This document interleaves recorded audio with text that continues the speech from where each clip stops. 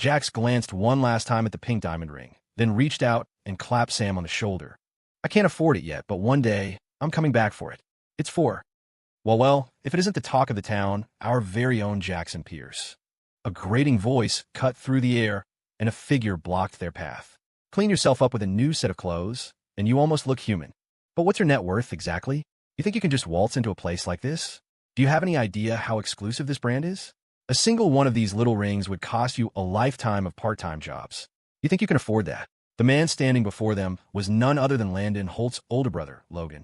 Logan was a few years older than Landon and, with a healthy dose of family money and connections, had launched a startup in New York that was now supposedly worth tens of millions. He loved to roll up to Kingston in his Mercedes to pick up Landon, giving his little brother endless bragging rights among his peers. Of course, Logan had also taken an interest in Chloe Vance. The two had been carrying on a secret affair for some time. In his past life, when Jax was tied to a hospital bed, Chloe had finally admitted it, confessing that she and Logan had unleashed their true natures multiple times in his Mercedes in the campus parking garage. She kept the younger Landon on a string while actively pursuing the more mature, established Logan. I was wondering where that god-awful stench was coming from, Jax said, his voice dripping with disdain. Turns out it's just you old sewer turtle. Logan, is it? Sounds more like Lummox, who died and made you king of the jewelry store. Did your daddy buy the welcome mat? Jax arched an eyebrow. He really should have checked his horoscope this morning. He was running into trash everywhere he went. Logan's face darkened. His name, Logan, had a strong, classic feel. How did Jax manage to twist it into something so demeaning? Jackson, you dare insult me? You're the one who's broke, but pretending to be a big shot. Now that you can't afford anything, you're about to slink away with your tail between your legs. I'm just helping you see reality. A high-end place like this isn't for lowlifes like you. A sharp tongue isn't going to pay your bills, is it? Logan sneered. Get your manager over here. That diamond ring the pauper was just drooling over. I'm buying it. I'm a VIP customer now. And my first request is that you throw this pathetic, broke-ass eyesore out of your store. Logan was dressed in a custom-tailored suit, his hair slicked back with a greasy sheen, his leather shoes polished to a mirror shine. He jutted out his chin, striking a pose like a smug villain from a B-list movie. In contrast, Jax and Sam were in simple white shirts and jeans, clean, energetic, and clearly college students without a penny to their names. Don't look so bitter, Jackson, Logan continued, his voice oozing condescension. Once you're out in the real world and get beaten down a few times, you'll understand. No one gives you respect. Respect is built on a pile of cash in your pocket. He smirked. You were planning to save up and buy that pink diamond for Chloe, weren't you? Well, today I'm going to give you an early lesson from society. The things you'll never afford in your life, I can buy with pocket change. The places I can walk into freely are the same ones you rats have to scurry around. Now get out. Manager, I'll take it. I'll use my card. Logan tilted his chin provocatively, his disdain for Jax palpable. He was going to teach this broke college kid a lesson he'd never forget. How dare a penniless student challenge him, a company CEO? It was absurd. Not only that, he knew Kingston University pushed its students into internships by their sophomore year. With his connections, he could make sure Jax, with his ruined family name and no background, wouldn't find a single internship in all of New York City. Logan, you lummox, don't push it. Sam stepped forward, unable to take it anymore. This mall isn't your private property. Who the hell are you to kick us out? The Holt brothers had given Jax endless grief over Chloe in the past, treating him like a servant, tricking him into a lab, and locking him in overnight in the dead of winter. The list of cruel pranks was endless. And every time, Chloe would soothe Jax with a few empty words, and he'd swallow his anger. But why should Jax have to put up with it now? Of course, Jax had no intention of backing down, especially not when Logan insulted him by suggesting the ring was for Chloe. Gentlemen, if you're done browsing, please see yourselves out, the manager said, his tone polite but firm. He was a seasoned professional, but his posture was all about ushering them out the door. We need to clear the area to serve our VIP client. Despite his words, he gestured for a sales associate to greet a new customer who had just walked in. The clearing the area was clearly just for him and Sam. Hold on, Jax said, his voice suddenly calm. This mall is under my name. Why should I leave? He had made a point to check the name when he walked in.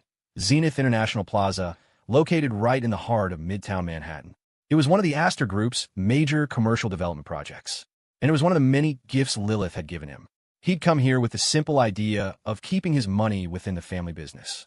He hadn't expected to run into this idiot. It seemed he had no choice but to pull rank. Ha ha, Jackson, that's the funniest joke I've heard all year. Logan roared with laughter. You think this is some corner bodega? Everyone knows Zenith International Plaza is one of the most high-end malls in the city, an asset of New York's top family, the Astor Group. You're saying it's in your name? Why don't you go all out and say that the Astor Group's youngest, most ruthless CEO, the great Lilith Astor, is your wife? You're unbelievable. Wow, the delusion is strong with this one. It's a real eye-opener. Logan was practically falling off the sofa laughing. He'd even lost the desire to kick Jax out. Go on, manager, he taunted. Take a good look. Is this your boss? Have you ever seen him before? His mocking, humiliating gaze was relentless. The manager's expression soured into one of pure contempt. Sir, I think you might have some mental issues. If you don't have any money, don't come to places that are out of your league and cause trouble for everyone. Our sales associates are wasting their time on you. Don't delay us from serving our valued guests. If you don't leave now, I'll have to call security. As he spoke, he moved to shove Jax out of the store. He didn't believe a word of Jax's insane claim. It was just the pathetic pride of a poor college student. Who is your direct supervisor? Jax's voice was ice. Call him. Tell him Jackson Pierce is here and that he should come down and greet me personally. He hadn't wanted to use the things Lily had given him to show off, but when someone came looking for trouble, he didn't mind leaning on her power. Every man has his off days. Ooh, Jackson Pierce? Is that name supposed to mean something? The head of Zenith International has to come greet you personally? Why not dream a little bigger? Why not have Lilith Astor, the great Ms. Astor herself, come greet you? Pathetic. This act is getting old, Jackson. You're killing me. Logan mocked him, settling in to watch the show. He waved at the manager, encouraging him to make the call. If Jax wanted to play the part of a big shot, Logan would let him play it out to its humiliating end. You, Logan barked at his assistant. Go over to that corner, get your phone out, and start a live stream on the Kingston University forums. Title it, Exposing the Fake Rich Kid. Jackson Pierce's Lies Unravel. His assistant scurried off to obey. The jewelry store manager, Robert, dialed his supervisor's number in front of everyone. It rang for a while before someone picked up. What is it? Mr. Grant, my sincerest apologies for bothering you. It's just, I have a broke college student here claiming he's the owner of Zenith International Plaza. The mall's general manager, Mr. Grant, immediately found the story ridiculous. What is this nonsense? He snapped impatiently. Zenith International serves only the top-tier Astor family. You're calling and wasting my time over some wannabe? Do you even want your job anymore? Robert's face went pale. Being reprimanded for no reason left a sour taste in his mouth. He turned his anger on Jax. Security, get this liar out of here. You're Jackson Pierce, right? Give him a good beating, and then... He pointed a finger at Jax, ready to unleash his fury on the source of his problems. But as he shouted the name, he didn't notice the person on the other end of the line had gone silent for several seconds. What? What was that? Pierce. Jackson what? Mister. Grant's voice suddenly changed, and he shot up from his office chair. It was over. It was all over. His career was on the line. Jackson Pierce. Robert stammered. Mister. Grant, is something wrong? A cold dread crept up Robert's spine. With years of experience in the service industry, his finely tuned instincts were screaming at him that he was about to be fired. But the person in front of him was just an unknown, broke college student. Wrong? You're on your own, buddy. Where are you? I'm coming down right now. Robert turned his head, looking in disbelief at the young man who was casually leaning against a jewelry counter, hands in his pockets. Jax felt his gaze and gave him a playful wink. Hiss! Robert felt a chill run down his spine. That wasn't a wink, that was a death threat. My God, Jackson Pierce's aura, his posture, he was clearly, untouchably, noble. Oh God, save me. The live stream on the Kingston University forums instantly became a trending topic. Students flooded the link. What's this title mean? Is Jax really a fake rich kid? I saw him drive 2 different hypercars to campus. That doesn't seem fake. OMG, am I the only one who thinks Jax is devastatingly handsome? That sharp brow, those starry eyes, that refined and noble aura. He makes a simple white shirt look like every girl's high school dream guy. And his body looks incredible. Our campus queen, Chloe Vance, is going to regret this. Her former lapdog got a glow-up into a rich and handsome prince. Talk about casting pearls before swine. Yeah, right? So Jax found a shortcut to success that lets him skip decades of work and didn't share it with the rest of us. He's probably just sleeping with some old, fat cougar behind our backs. I'm not jealous at all. What's wrong with me? Why does even a former emo kid like Jax get sugar mama to spoil him? When is it my turn for that kind of luck? Get over it, dude. You gotta accept your role as an NPC. Right now, we're just the online mob watching the main character show off. Look on the bright side. Statistically, you might not get a windfall of good fortune, but a mountain of bad luck is definitely coming your way. And don't get salty. Sure, Jax got rich with a sugar mama, but he also lost all his worries. Let go, people. We might not get scholarships, but there's always a spot for us in line for the university bell tower. Peace sign emoji. Mr. Pierce, your tea. Robert personally brewed the tea and gingerly presented it to Jax, practically wanting to feed it to him. Hey you with the snobby attitude. Get the hell away from my boy Jax. Sam snapped, disgusted by the manager's instant transformation. Any closer, and this is going to get real weird. The person whose face was the most twisted in disbelief was Logan Holt. He watched, aghast, as the manager's attitude toward Jax did a complete 180. He shot to his feet, shouting, "Manager, do you not want your bonus this year? I'm the one who just bought a $5 million pink diamond ring from your store." What did he do? Just say his name? Besides, it could be a common name. There are probably 1,000 Jackson Pierces. I told you to throw him out. What are you waiting for? Logan sneered at Robert's change of heart. There had to be a mistake. Jax was a nobody from fallen family. He knew for a fact that the Pierce family had blacklisted Jax, telling everyone in the finance industry not to give him an internship. How could someone abandoned and despised by his own family be the owner of Zenith International Plaza? On what grounds? What right did Jax have to such a massive fortune? It was laughable. Just then, the jewelry store doors were flung open, and a middle-aged man in a suit rushed in, drenched in sweat. Robert's face immediately broke into a fawning smile. "Mr. Grant, you came in person? Where's Mr. Pierce?" Mr. Grant didn't even have time to wipe the sweat from his forehead. Zenith International Plaza was one of the gifts Ms. Astor had given her new husband, Jackson Pierce, to win his favor. The thing was, the new husband didn't seem interested in any of the gifts Ms. Astor had showered upon him and had never come to take possession of them. But as the professional manager of Zenith Plaza, he would never forget the name of his employer, not even if he were reduced to ashes. Ms. Astor had given the order herself. Jackson Pierce was his direct boss. Back in the Kingston University live stream. Hiss. "Mr. What? Mr. Pierce. That sounds so formal.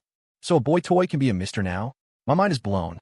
If you're one sugar mama's boy toy, you get to be a Mr. If you're several sugar mama's boy toy, does that make you a chairman of the board? Dude, to have multiple sugar mamas, you gotta have the goods. You gotta be good, and you gotta be long." "You were looking for me?" Jax said, lifting his gaze, his expression unreadable. "Mr. Pierce, you're finally here. Zenith International is just your private property. You can take whatever you want, free of charge. It's just, are you running into some trouble?" Mr. Grant was an old fox. He could tell at a glance that some idiot had dared to bother his boss. He looked up and saw Logan, who had been arrogantly lounging on the VIP leather sofa just moments before, now standing rigidly. The man's back was ramrod straight, his earlier arrogance gone. He greeted Mr. Grant in a low, deferential voice. Mr. Grant, are you familiar with Jackson Pierce? He's just a broke student. You must have the wrong person." Mr. Grant shot him a cold look. "Your father is an unlucky man to have a son like you," he said, his voice like ice. "I heard you took a large sum of money from your family to start a business, and now you've had some minor success. Your company has been acquired. Now, crawl over here and beg Mr. Pierce for forgiveness." Mr.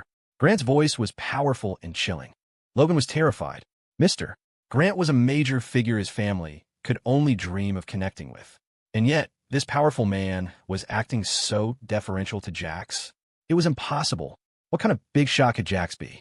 At best, he was a pretty boy being kept by some old, ugly rich woman. He wouldn't accept it. This was the same broke student he used to torment, the one who could only trail behind him like a kicked puppy. He wasn't worthy of an apology, let alone on his knees. Besides, the live stream was still running. If he, Logan Holt, actually knelt, everyone at Kingston University would know what a spineless loser he was. Logan's temper flared. A pretty boy was just a face. What if he ruined that face? With that thought, Logan suddenly shoved Mr. Grant aside and grabbed a pair of sharp scissors from a nearby sales associate's gift wrapping station. He lunged straight for Jax, who was seated nearby. His target was Jax's face. Logan was fast, so fast he almost reached Jax's clothes. But suddenly, a sickle sliced through the air, spinning with deadly force. The razor-sharp blade cleanly severed the hand Logan was holding the scissors with. In the corner, Logan's assistant's hand conveniently slipped, and the camera feed tilted toward the door. The bloody scene was perfectly missed. Instead, the camera captured a dozen tall, well-dressed men in suits bowing as a formidable figure in black walked toward them. They parted automatically to create a path. A woman appeared, dressed in a form-fitting ink-black silk dress. It revealed the long, elegant column of her jade-like neck and her delicate, sexy collarbones. The dress clung to her graceful, willowy figure, and black stockings encased her long, straight legs, creating an aura of lethal, bewitching allure. At that moment, her icy gaze was filled with murderous intent. Her crimson lips were pressed into a thin line, and her snow-white skin seemed to be coated in a thin layer of frost under the light. She was like a fox demon, capable of stealing souls, yet radiating a terrifying, deadly energy. Everyone in the room seemed to have their breath stolen, not even daring to breathe. The camera only lingered on her for 2 seconds, not even capturing her face clearly, but it was enough to leave the entire audience stunned into silence. A beauty like a vengeful spirit, a woman whose mere glance felt like a gift. "Jax, come here." The live stream chat went insane. "Oh my god, is this stunning ice queen the rich CEO who's keeping Jax? What luck." This is the definition of good fortune. That aura, that presence, she's giving off major heiress of a dynasty vibes. I'd bark for her, I swear. Gasp, what did I just see? A silk dress with black stockings, red lips on snow-white skin. Is the bark for her event still open? I'm getting in line. Aha! Logan watched in horror as his own hand was severed right in front of him, blood gushing from the stump. Something soft and heavy hit the floor, and a sickeningly fleshy object rolled over his foot. He looked at Jax, who was just inches away, but he didn't dare take another step. Jax was stunned too. He saw a familiar, razor-sharp sickle flash past his eyes. The sickle was blood-red, engraved with a crescent moon hanging over a blooming, deadly nightshade, a symbol of decadent, cruel nobility. The sound of high heels clicking on the floor, like a death knell, drew everyone's attention. Mr. Grant's eyes immediately locked onto the figure. It was Ms. Lilith Astor. She had come in person for Jackson Pierce. Robert and the other staff were already paralyzed with fear. In an instant, the entire jewelry store was surrounded by imposing bodyguards in black suits. The remaining customers were politely escorted out. The Astor family crest on the bodyguards' custom suits made everyone's eyes go wide. Anyone in the know didn't need to be told twice. They were already scrambling to get away. The Astors were New York's #1 family, not just in terms of immense wealth, but as an entity that even ordinary millionaires couldn't hope to approach. Rumor had it that the heiress, Lilith Astor, held the true power, a bloodthirsty, ruthless woman who was cold and decisive, with control over both the city's elite and its underworld. If you displeased her, she could crush a family with a wave of her hand. She was, in short, a terrifying monster. But right now, the woman walking toward them in stilettos was the picture of elegance.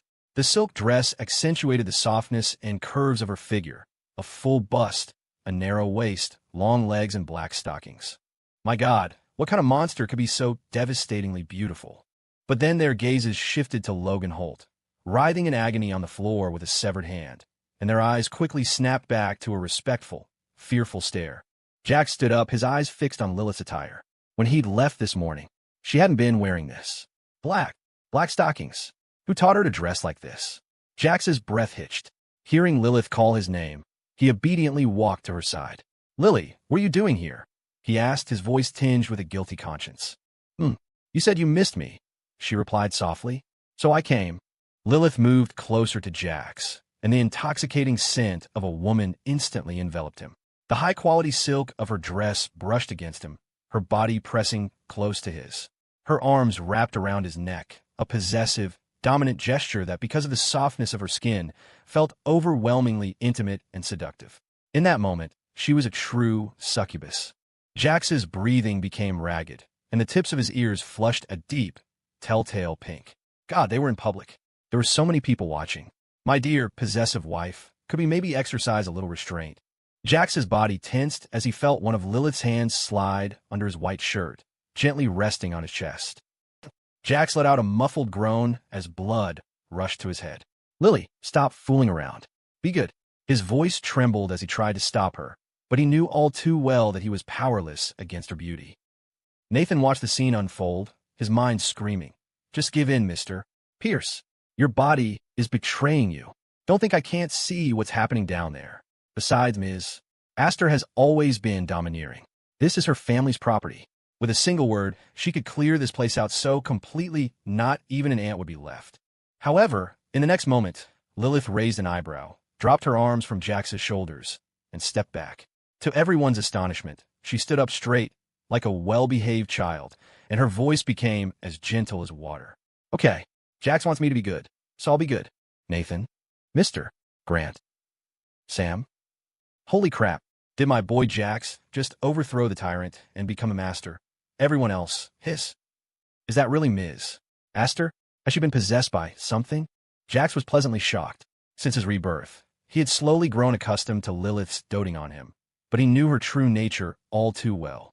Sometimes, just stroking her hair made his heart pound like a drum. Damn, he was really getting bold. He was actually daring to touch the demoness hair. Babe, what should we do with him? Jax asked, feeling a rush of satisfaction from Lilith's doting behavior. He couldn't help but feel a little smug and decided to test the waters, calling her babe to see if he could please his possessive heiress even more. He had learned her patterns over this time. As long as he was soft with her, as long as he was willing to cherish and love her, Lilith was more obedient than anyone.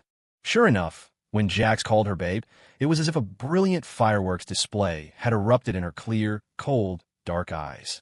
Jax called her babe because she was being obedient and good. A small smile tugged at the corners of Lilith's lips. Bury him. What to do with someone who bullied Jax? Make them disappear from his sight forever, of course. It was simple. Logan was still wailing on the floor, but when he heard those words, his cries instantly stopped. Logan was terrified. Who is this woman? Her presence is so powerful.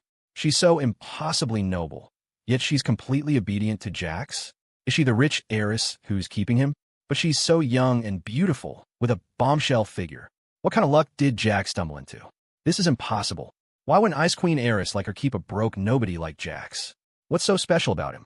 So he's handsome, tall, has a decent body, and looks a little classy. Rich women can't be that shallow, can they? They should pick men with potential. Like him. No, please don't. Miss, my name is Logan Holt. Whatever Jax can give you, I have it too. Please spare me. I'll do anything for you. Be your slave.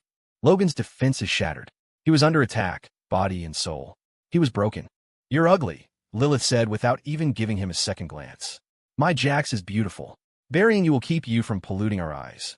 She gave a slight lift of her hand, and Nathan understood her command. Trash like this wasn't worthy of Ms. Aster dirtying her own hands. Jax's heart skipped a beat at Lilith's words, and a genuine warmth filled his eyes as he looked at her. Logan, not accepting his fate, tried to scream again, but Nathan was too fast. He clamped a hand over Logan's mouth and knocked him out with a swift blow to the back of the head. The other bodyguards, well-trained and efficient, tossed him into a black body bag.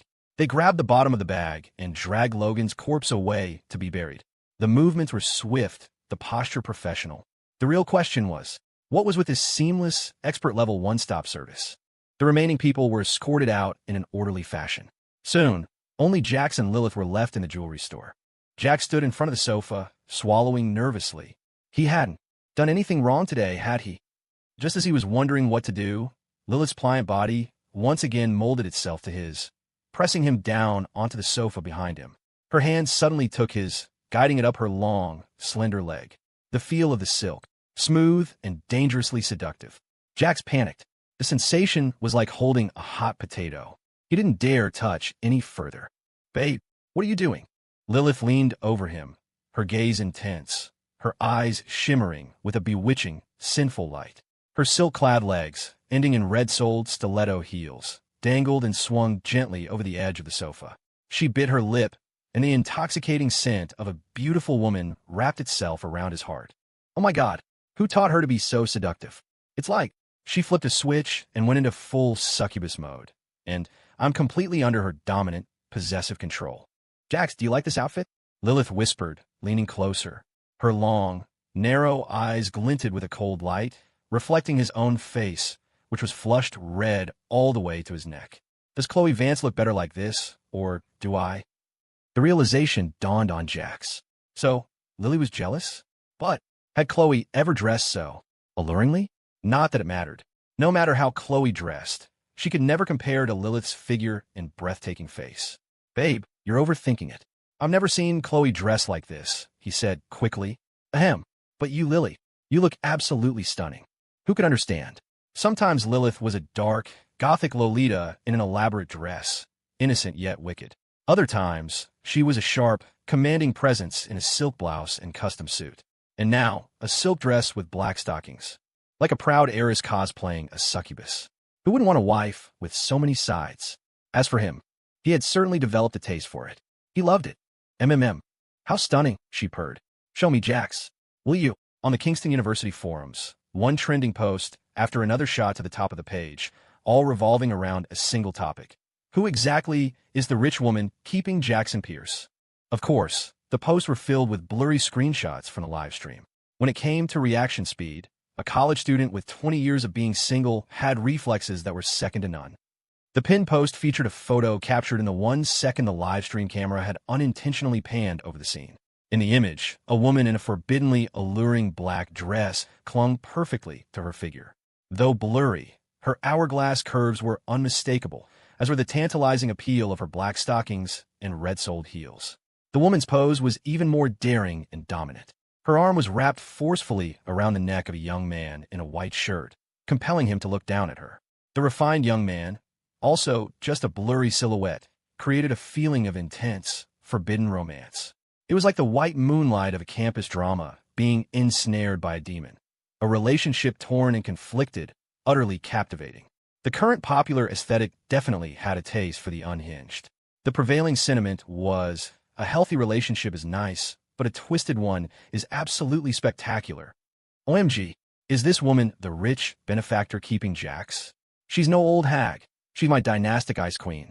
I'm not saying who's drooling right now, but is a body that perfect, even real? A full bust and a tiny waist at the same time? And the heiress is so slender, but her presence is so intense. Just listen to how tragically Logan Holt was screaming. It was probably fake, though, just to get her attention. Sounded like someone was chopping off his hand. He's the one who attacked Jax first. Am I the only one who noticed that Zenith International Plaza is owned by the top-tier Astor family? And Jax said he was the owner of the plaza? Does that mean the person he's with is? Could it be someone from the Astor family? Impossible. I heard the Astor heiress is cruel, cold-blooded, and a terrifying monster that people fear just hearing her name. A monster with a heart that venomous must be hideous. How could she be a stunning ice queen with a bombshell body? I think she's probably the wife of some high-level Astor Group director. And Jax is just a boy toy kept by a rich, married woman. Holy, is this a Mrs. Robinson situation? Damn, Jax, you homewrecker. She's a married woman. All right, Jax, you can stop being a pretty boy now. Let me sub in for you for a couple of days. Your mental states are all exactly to my liking. Are there any fanfic writers here? I'll give you 30 minutes. I need to ship this forbidden couple so hard I die. Ahem, is this what they call the married woman and the wild road ship? I have to say, Jax's body is amazing. You can just tell he could lift that heiress up, and I have to admit, since his glow-up, Jax is insanely handsome. I think he's even better looking than the official campus heartthrob. Right now, I'd love to interview Chloe Vance about her mental state. After her lapdog transformed into a total hunk, does she regret not seeing the handsome face under his tragic emo haircut sooner? LOL, being handsome doesn't pay the bills. You women are so shallow. At the end of the day, Jax is just a boy toy who can't be seen in the light of day. Just wait until the heiress's husband finds out and comes to the university to beat the crap out of this male mistress. The forum posts exploded one after another. It was undeniable. Jackson Pierce had become the hottest campus celebrity at Kingston University. Of course, there were also posts predicting his downfall, announcing that he was participating in the National Collegiate Research Competition, which was met with a chorus of sneers. After reading the posts, Chloe Vance sat in her dorm room, digging her nails into her palms to stop herself from running to find Jax. This time, she got a clear look at the woman in the screenshot. That black dress and stockings. She had worn a similar outfit, but her body wasn't as explosive as her Aunt Lilith's, and her legs weren't as slender.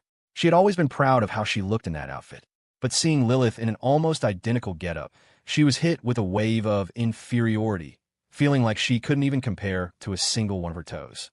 She was Chloe Vance, the queen of Kingston University. If Jax couldn't have her, it was because he wasn't worthy. But now, the same Jax she wouldn't even let touch her hand was being treated like a precious treasure by a woman more beautiful, with a better body, and with more money and power than her. The disparity was driving her insane. No, Jax didn't deserve it. His only role was to be her lovesick puppy, forever chasing her and never receiving her favor. Chloe swept a pile of expensive cosmetics, gifts from her various admirers, off her desk, venting her frustration. Suddenly, her phone rang. Seeing the familiar name, she quickly composed herself and answered in a gentle voice. Caleb, what can I do for you? The faculty advisor already notified you about the National Collegiate Research Competition? Yes. Jax's manuscript is almost finished, just missing one last part. I have all the data and the draft right here. I'll send it to you now. Jax. I'm gonna make you come crawling back to me, right back to being my lapdog. Author has entered the chat. Mian. Is anyone there? Begging for updates. Begging for comments. Begging for tips. A triple threat would be best. Pressed beneath Lilith's soft body, Jax was tense all over, terrified she would throw caution to the wind and take him right here and now. But honestly, he was spent. Ahem. Lily, we need to pace ourselves, he managed, his voice strained. We just refilled. It hasn't even digested yet. Tonight. Okay. Jax looked up at the possessive beauty so close to him. He had to admit, Lilith's seductive allure was soul-stealing, but his body was just short of raising a white flag. This was getting hard to handle. Don't be scared. I won't eat you now, Lilith murmured, her eyelids fluttering. She was like a black serpent slowly retracting its fangs. The touch of her skin against his both silky and cool. I want a hug. Jax nodded, sitting up and pulling the woman from on top of him into his arms, wrapping his hands around her waist.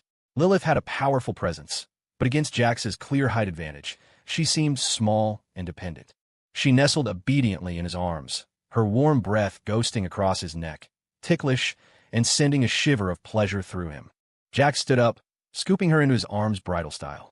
Lilith was so thin, carrying her was effortless. The lack of any real weight made his brow furrow. It seemed he would have to personally nurse his possessive wife back to health, at least to a normal, healthy weight.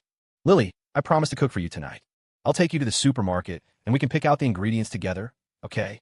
Like a normal couple, experiencing the simple, everyday warmth of married life. Jax was certain Lilith had never experienced anything like it. Sure enough, the next moment Lilith wrapped her arms around his neck, her eyes lighting up with a warm, crystalline glow. There was curiosity and warmth in them, like a little girl who had finally gotten her candy, so easily pleased. Jax, can I really cook with you? She asked, her clear eyes blinking with a hint of worry. But I've never cooked before. I'm afraid I'll mess up our first time. In the past, Jax had never allowed her to do anything with him. Even when he was deliberately destroying priceless plants in the garden, and Lilith tried to help him with her blood-red sickle, he had refused. He had told her, Lilith, you don't deserve to enjoy any couple's activities with me. Everything I have is for Chloe, and I will only do couple things with Chloe. Give up. Of course, the price for his defiance was being chained to the bed that night, while Lilith stripped off her nightgown in front of him. Jax could refuse to engage in any small couple activities with her, but in bed, she demanded he be with her, and only her. Even if they did nothing, she would press herself against him like a terminally ill patient, frantically drawing in his unique scent. She had even wanted to become a leech, to burrow into his flesh, drink his fresh blood, and become one with him. Lilith was dangerously obsessed. The more Jax resisted, the more unhinged she became. They rarely had normal conversations or interactions. Every encounter threatened to tear Moonshadow estate apart. People say if you love someone, you should set them free. But in Lilith's dictionary, if you love someone, you lock them in the basement and feed them through a small hole in the door until they love you back.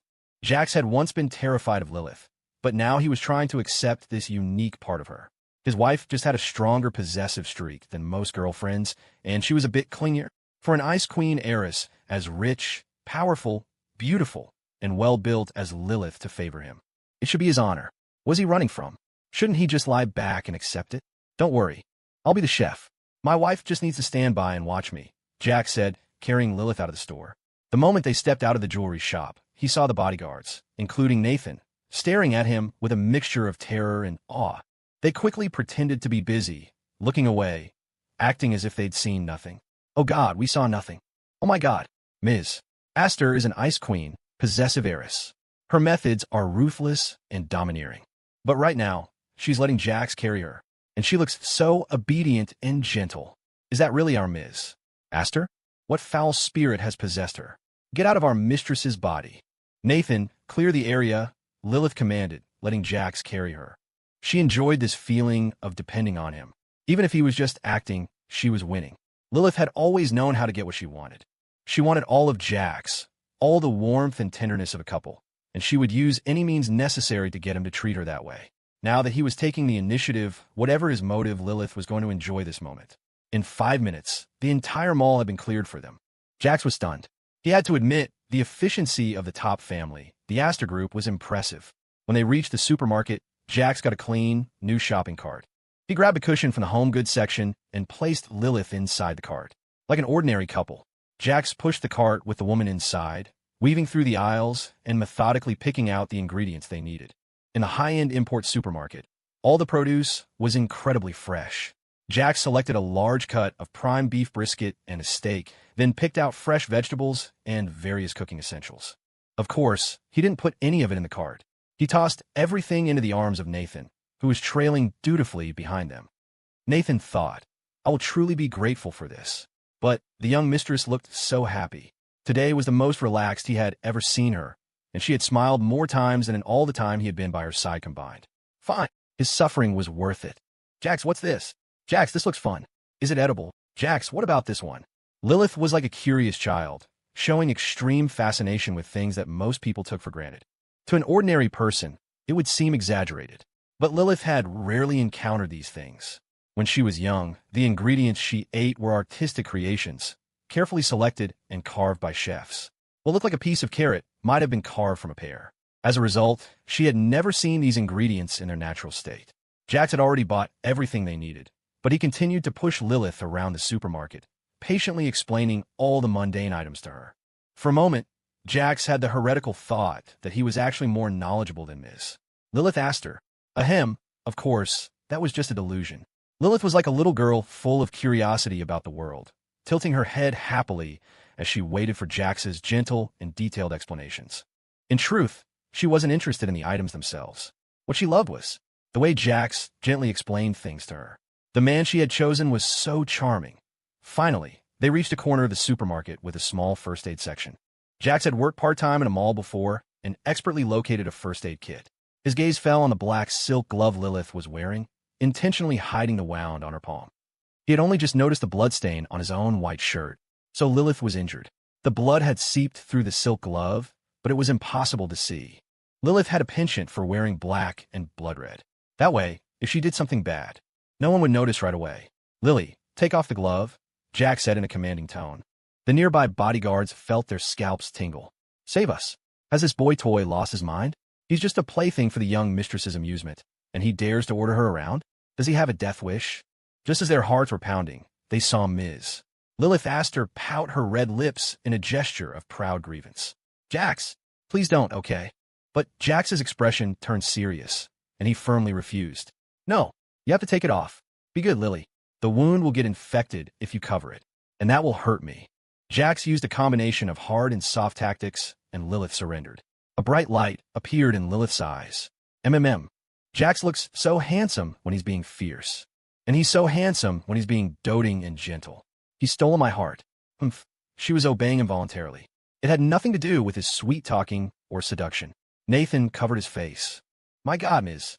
Astor, can you please wipe the drool from the corner of your mouth? You've already got the man. How can you still be so easily captivated?" "Okay, I'll listen to you, Jax. But I want a kiss as a reward."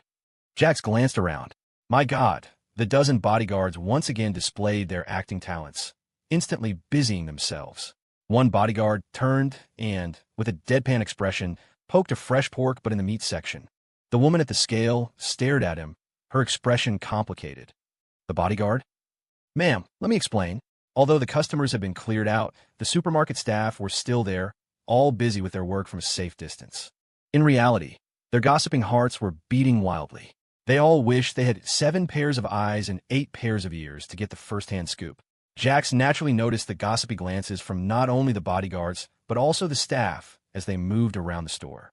He was a bit embarrassed.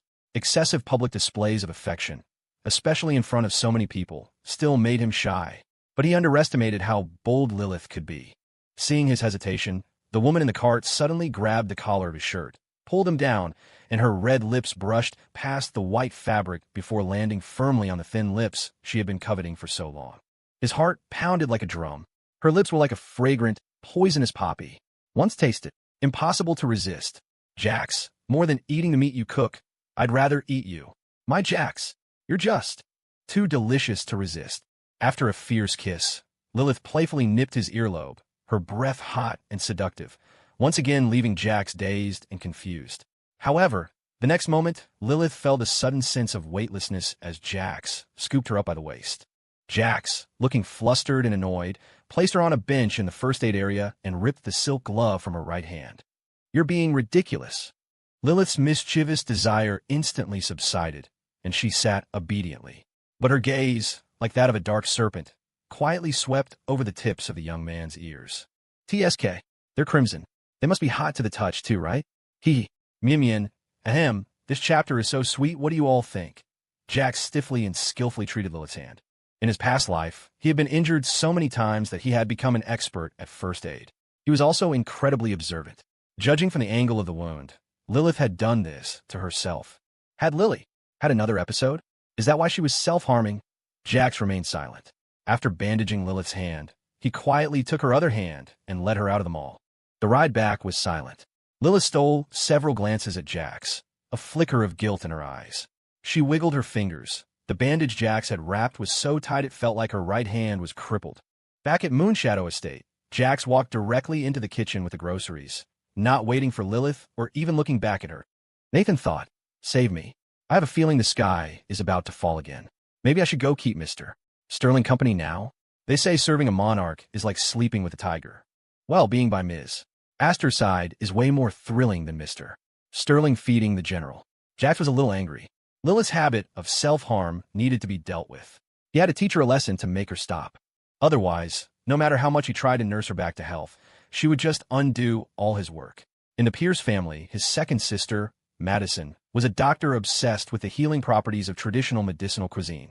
She was also the pickiest eater in the family, demanding not only exquisite taste, but also the utmost freshness and health benefits from her food. To create medicinal meals that met her standards, Jax had spent the first 3 years of his 4 years back with the Pierce family, secretly honing his cooking and medicinal cuisine skills. Eventually, he earned praise from the entire family, and even the notoriously critical Madison couldn't help but compliment his cooking. At the time, he had felt proud, believing that earning the favor of his usually cold sister was a testament to his efforts. He had naively thought that if he made delicious medicinal food, she might show him a little more care and affection as a brother. But it was only before his death in his past life that he learned from Caleb that while Madison was indeed picky, her relentless research into making delicious and healthy medicinal food wasn't for herself. She had done it all for the frail Caleb, trying to create nourishing and tasty meals for him since he was a child. The brother Madison truly loved was, and always had been, Caleb. His 3 years of tireless effort were nothing but a joke, the performance of a clown. Yet he had been kept in the dark, secretly delighting in a word of praise from his sister one day, a perfunctory inquiry about his well-being the next. But that kind of concern was something Caleb received every day. Jax had only fought so desperately for it, because he never got it. In reality, everyone was probably laughing at what a fool he was. Jax's thoughts swirled. He was only thinking of Madison because he was planning to make a nourishing meal for Lily. As for the Pierce family, he felt nothing for them anymore. But as if on cue, his phone rang. It was an unknown number. Acting on instinct, he immediately hung up and blocked the number. A moment later, another unknown number called. Jax repeated the block. By the 5th time, Jax's patience wore thin. Annoyed by the incessant ringing, he finally answered.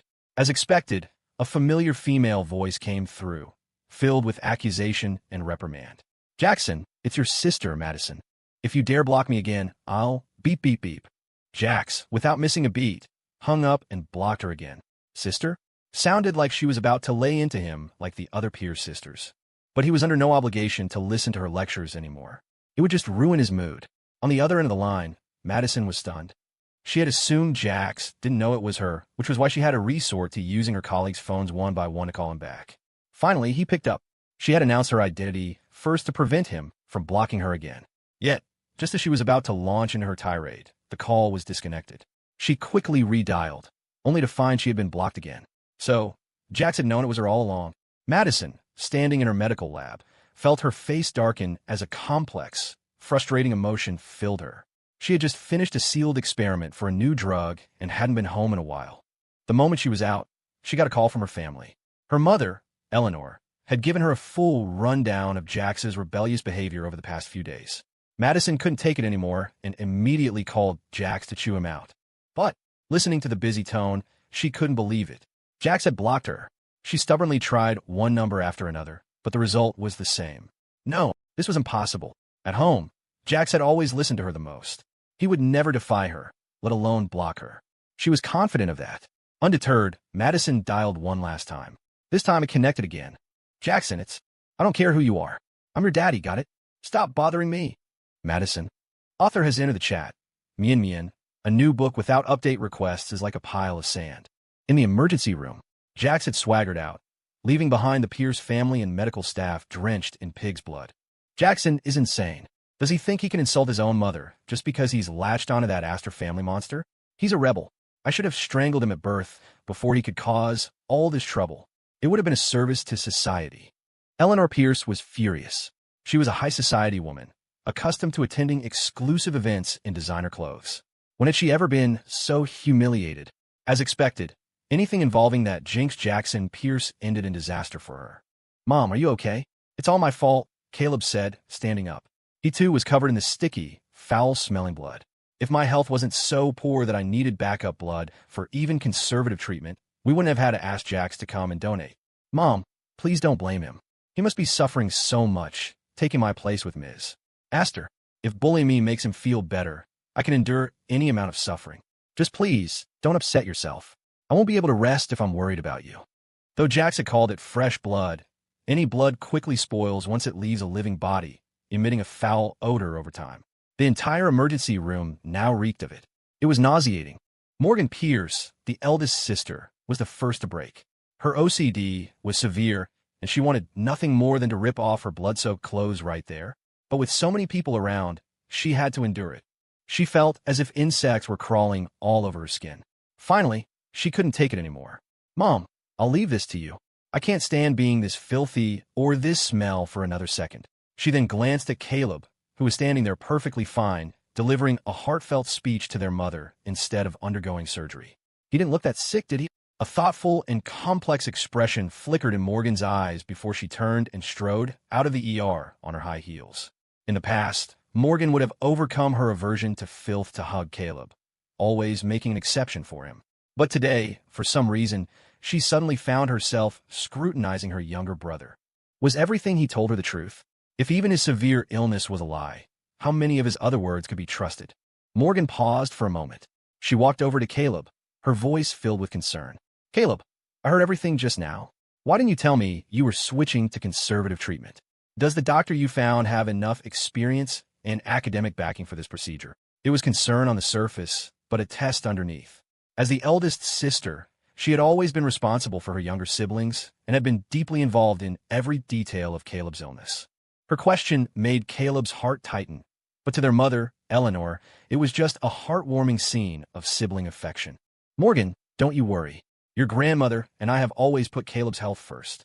As for a reliable doctor, since Caleb said your grandmother approved, you can be sure they're the best in the field.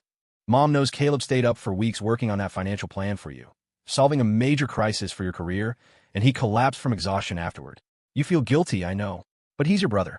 Caleb told me he insisted on helping you because you're the sister he admires and respects the most. Seeing you two so close puts my mind at ease. So Morgan, don't you worry. Go change your clothes. Eleanor stepped in, conveniently rescuing Caleb. But Morgan had caught the scent of something fishy when Caleb hadn't answered immediately. Could there really be some hidden secret here? Morgan's eyes narrowed, but Eleanor's mention of Caleb helping her through her crisis made her heart soften. She felt a pang of guilt for even suspecting Caleb might be faking his illness. Yes, Caleb was so pure and kind. He would do anything for her. How could she doubt such a brilliant and caring brother? Caleb, you just focus on getting better. As for Jax demanding money from you, leave it to your big sister to handle. Hearing this, Caleb quickly stopped her. Big sis, you're already swamped with company matters. Don't worry, Jax is just angry at us for a little while. See? He caused a scene, but he didn't actually do anything to us. That means he's still soft-hearted and remembers our old bond. We're brothers. I can't always hide behind my sisters and mom. The doctor just gave me acupuncture, and I'm already feeling much better. I could be discharged today. Caleb talked Morgan down. When it came to confronting Jax, he always preferred to do it himself. He wanted to personally watch him be tortured into becoming a complete outcast. People from the lower class like Jax should have never come back to compete with him for what was rightfully his. He wasn't worthy, and he didn't have the ability to take anything away. Speaking of Jax, he's created a huge problem for me. He's going to Kingston tomorrow, right? I'll go with you to find him personally. The malicious breach of the company's database. It has to be his doing. Morgan's eyes grew colder, her disgust for Jax deepening. Back at Moonshadow Estate, Jax blocked the last number and, to avoid further harassment, turned off his phone and tossed it aside. He put on an apron and got busy in the kitchen. The young man had broad shoulders, a narrow waist, and long legs. A few bloodstains marred his white shirt, as if someone had deliberately and maliciously dirted the pure white, leaving the mark and scent of a wrongdoer. To Lilith's eyes, the image was incredibly seductive. Lilith leaned against the kitchen doorway, obeying Jax's command to stand aside and not help, but her gaze grew hotter and hotter. "Jax, your waist. It's so firm," she purred, her eyes wandering to her area of interest. "Have you been working out?" She had to admit, Jax's physique was superb, the type that looked lean in clothes but was muscular underneath. Abs, pecs, long legs. He had it all, but not in an exaggerated way. It was just enough to create a sense of forbidden allure, making one want to touch. It was all hidden beneath his white shirt, like desires concealed under the calm surface of a river. Seemingly tranquil, but with turbulent currents below. Even the way he breathed was incredibly sexy. Jax, who was cutting meat for a stir-fry, nearly sliced his own finger. This kind of intimate topic was not for the kitchen, was it? Besides, he was still sulking. "Do not engage." Seeing no response, Lilith approached him on her red-soled heels and, with a slender fingertip, suddenly poked him there. "Jax, why didn't you answer me? It feels quite solid when I poke it. Are you sure you haven't been secretly working out?" From a woman's appreciative perspective, Jax's body was flawless. It had to be said, Chloe Vance wasn't entirely without taste when she kept him on a string as a lapdog. Back then, even though Jax dressed like an emo kid with a terrible sense of style, when he wore a simple oversized t-shirt and loose sweatpants that hid his face, he had the exact vibe of the popular shrimp body boyfriend trend online. "Lilith, keep your hands to yourself," Jax said, a vein throbbing in his temple. He quickly moved away to escape her demonic clutches. "You're a woman, not a pervert." He also secretly marveled at his own audacity, daring to call the demoness by her full name. Since his rebirth, Jax had always used pet names like Lily, Babe, Wifey, or Honey. He knew that placating his possessive wife was key, but he had almost forgotten that in his past life he never called her by her name either, usually resorting to insults born of extreme humiliation. Demoness, psycho, lunatic, and monster. Phew, he had really gotten spoiled by the demoness affection. His courage had grown. "Jax, I'm being very good," Lilith said, obediently retracting her hand. She looked like a little girl who had intentionally caused trouble to get an adult's attention and then played innocent after succeeding. Jax thought he saw a hint of cuteness on Lilith's face. TSK, it was adorable. Was this still Lilith? It felt like a dream. "Yes, my Lily is so good," Jax said, once again stroking the demoness hair, his movements growing more practiced and familiar. "Okay, dinner is almost ready. Go sit down. I'll come join you after I finish this last dish." As he worked, the sky outside darkened. The evening glow was a rich blend of orange and pink, casting a blissful hue over the entire Moonshadow Estate. Jax's culinary skills were on full display. He made 4 dishes and a soup, each one a showstopper.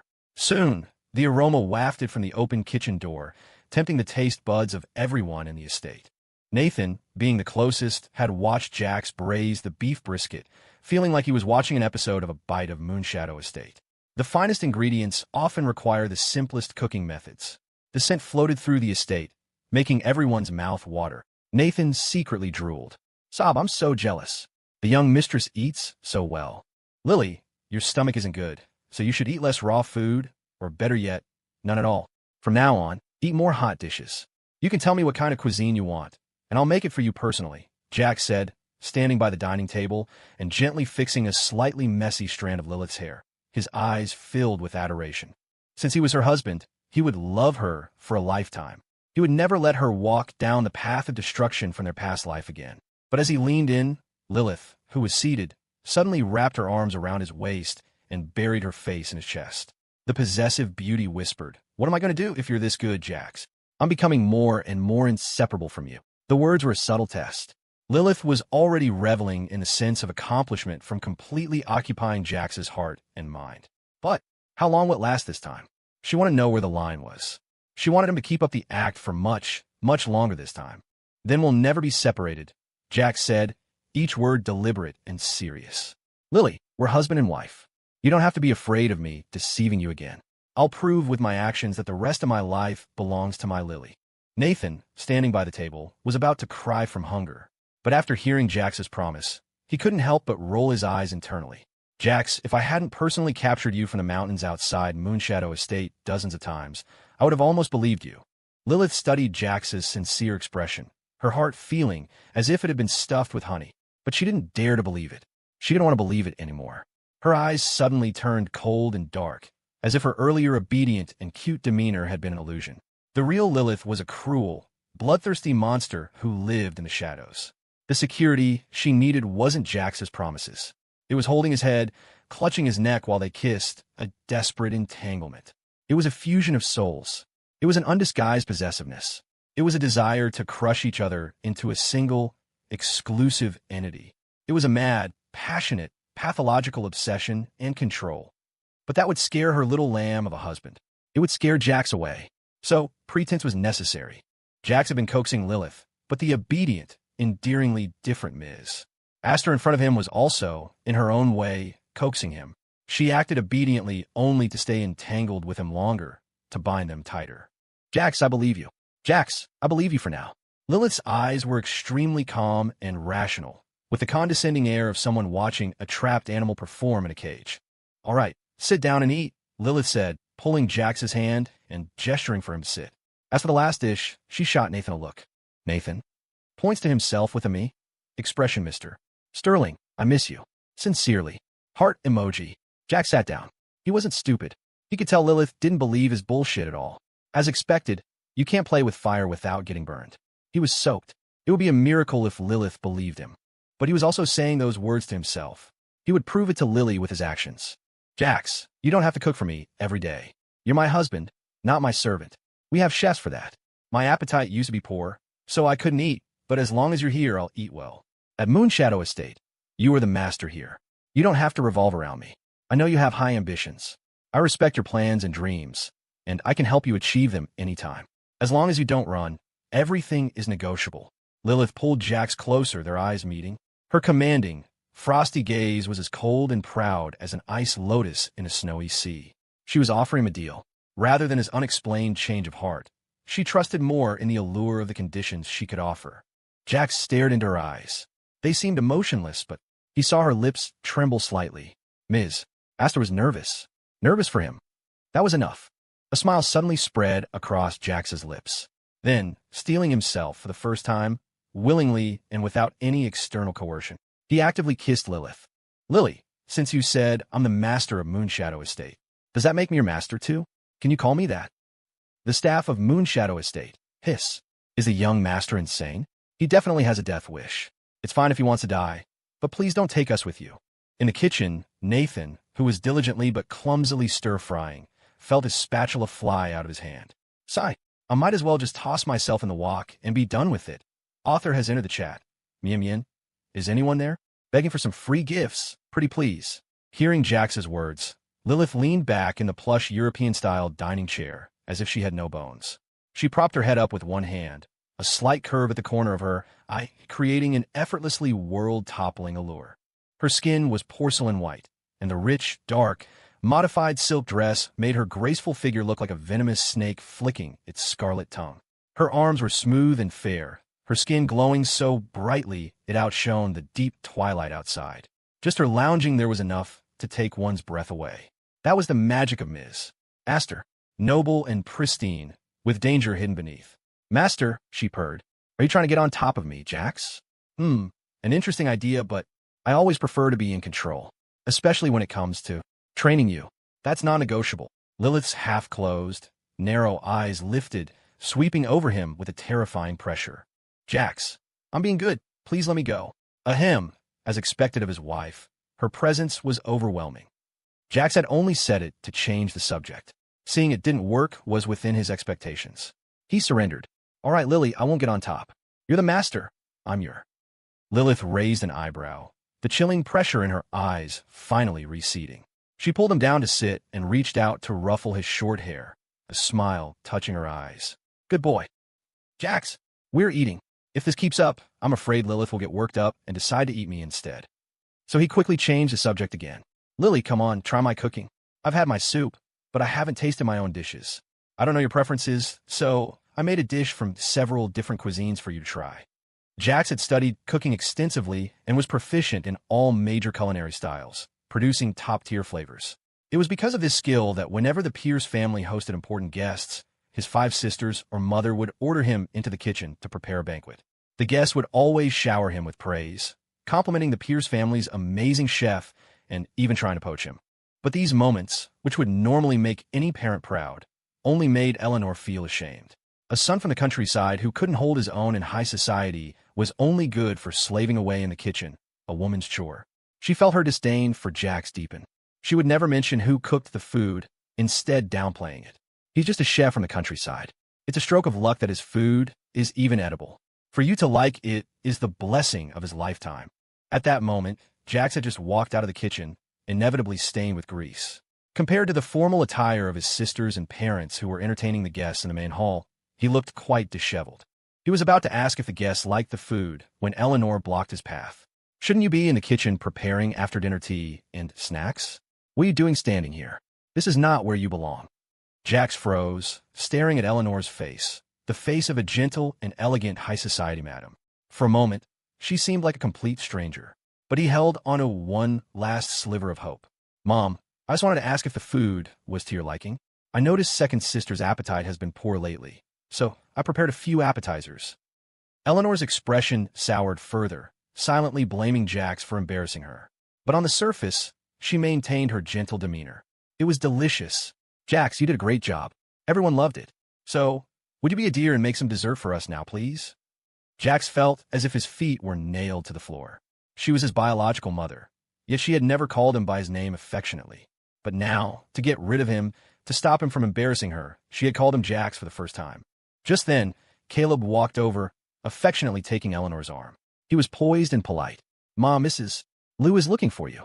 Eleanor's face softened again as she patted Caleb's hand fondly. My Caleb is always so sensible and obedient. The words were clearly meant for Jax to hear. He had just come to check, and he had become disobedient and troublesome in her eyes. Jax left in a daze, but he still went back to the kitchen to whip up some desserts. He felt so pathetic, like a dog begging for scraps of affection from his family. After his adoptive parents sent him back to the Pierce family, they had completely cut off contact. Where else could he go? Besides, in this family, his second sister and his second uncle had been good to him. There was always someone healing him. Snapping back to the present, Jax pushed those unpleasant memories away. He used a serving spoon to pick up a piece of tenderly stewed beef brisket. He carefully blew on it until it was just the right temperature before preparing to place it in Lilith's bowl. But by now, Lilith was already staring at him, her eyes shining with a commanding presence. Feed me. Jax thought. A possessive heiress's moods really are unpredictable. What could he do? She was his wife. He had to spoil her. Jax brought the brisket to Lilith's lips and couldn't help but add, Lily, from now on, I'll be supervising your meals. I saw a meme online. 9 out of 10 CEOs have stomach problems. It seems that applies to female CEOs too. From now on, I'll take care of your stomach. As he spoke, he carefully fed Ms. Asked her another bite of rice. Eating brisket alone could be too rich. A bit of rice balanced it out, creating a flavor explosion. Sure enough, Lilith, who had been lazily lounging in her chair, sat up straight, like a proud white lioness that had just tasted her favorite meat. Her eyes suddenly lit up with a brilliant surprise. Lilith's eyes widened, and she didn't hold back her praise. Jax's cooking is so good, so delicious. The possessive heiress's crisis was averted, and she transformed into a soft, cuddly calico cat. Seeing Lilith's cheeks stuffed with rice, looking like a little hamster, Jax's eyes filled with joy and satisfaction. For a chef, the approval of the taster is the greatest reward. Poor Nathan, after fumbling in the kitchen for a while, finally emerged with his semi-finished product. He had tried to make beef with green peppers, but the dish he brought out had only 2 colors, the white of the plate and the black of the food. Ms. Astor, If you asked me to off someone, I could do it one by one. But cooking, I'm really not good at it. Lilith glanced at the dish and then looked away in disgust. Useless. Then, she turned back to Jax, her eyes filled with praise and admiration. She beckoned to him. Jax, I want more. Your cooking is so good, so amazing. The food you make is better than anything I've ever eaten. Lilith praised him from the bottom of her heart. She was truly happy today. She wanted to eat 3 bowls. Of course, with her appetite, she ended up eating 1.5 bowls of rice and most of the dishes. But that was enough to shock everyone at Moonshadow Estate again. Jax scratched his head, a little embarrassed, as he diligently fed his wife. He was starting to enjoy this feeling, the feeling of being acknowledged, admired, and loved. In his past life, he had been constantly belittled by the Pierce family, to the point that he was brainwashed into thinking that men who cooked were failures. But now, looking at Lilith's eyes, curved into happy crescents, he suddenly felt a sense of release. His cooking skills were not something to be ashamed of. They were a skill that could bring happiness to his family. Nathan pouted. To please the young master, Ms. Aster is really exaggerating. Is it really that good? If it is, I'll do a handstand and eat. Special Assistant Joe, you've been busy for a while. Sit down and have some with us, Jax invited. Chinese meals were all about liveliness. Besides, he really wanted to get on good terms with this stoic-faced man. I shouldn't. A sharp, cold glare from Lilith cut him off. All right, I'll sit, Nathan thought. You know, the secret to surviving around a possessive heiress is, be a coward, live a long life. Eat, she commanded. A single word, full of pressure. Jax quickly picked up his chopsticks. Oh, she's not ordering me. Nathan dutifully picked up a piece of brisket and put it in his mouth. 1 minute, 2 minutes, 3. Enough, Lilith said. Stop acting. Jax blinked in confusion. Nathan swallowed the brisket, a look of pure bliss on his face, and then, with a deadpan expression, he uttered, 99%, a rare delicacy. Jax thought, enough. Moonshadow Estate is full of trolls. But wait, where was Mr. Sterling, that old schemer? Special Assistant Joe, why haven't I seen Mr. Sterling today? Usually, that old man was bustling around, his presence strongly felt at Moonshadow Estate. Oh, him? He's feeding the general. Nathan grabbed another piece of brisket. While he had been acting a bit, Jax's cooking was undeniably excellent. It made him drool. Feeding him to the general, Lilith elegantly wiped her mouth, now full and satisfied. The more she looked at Jax, the more delicious he seemed. Jax, so concerned about old Sterling. Perhaps you should be more concerned about yourself. Jax opened his eyes. The first thing he saw was a mess of tangled sheets and his own shirt and pants thrown on the floor. It seemed he had been eaten clean by the possessive heiress again last night. Just then, Lilith walked out of the bathroom. The motorized curtains opened automatically, and the golden morning light flooded the room, coating her in a halo. Today, Lilith was wearing a red silk robe, her long, fluffy, dark red curls cascading loosely over her shoulders. As she walked, the robe shifted, revealing glimpses of her bare, pale, slender back. The lines of her spine were like a snowy mountain range, disappearing into the tie at her narrow waist, a tantalizingly hidden landscape. She was barefoot, her feet pale and soft against the plush carpet, like jade on snow. It reminded him of the sensation of her foot on his chest last night. The image was too risque. Jax quickly looked away. He had to get up. He had class this morning. But as soon as he sat up, the vision in red was upon him. Lilith sat down on his lap without a hint of restraint, her arms circling his neck, her slender fingers playfully tracing his jawline. Her gaze, both languid and sharp, roamed over his face, his neck, his collarbones. Slowly downward. Ahem, Lily, if you don't get ready for the office, you'll be late, Jax said, trying to deflect. He knew that, at her core, Lilith was an extremely rational and time-conscious leader. As the CEO of the Aster Group, she always led by example, rarely letting personal matters interfere with her work. Of course, from his experience, the one person who could make her neglect her duties was usually him.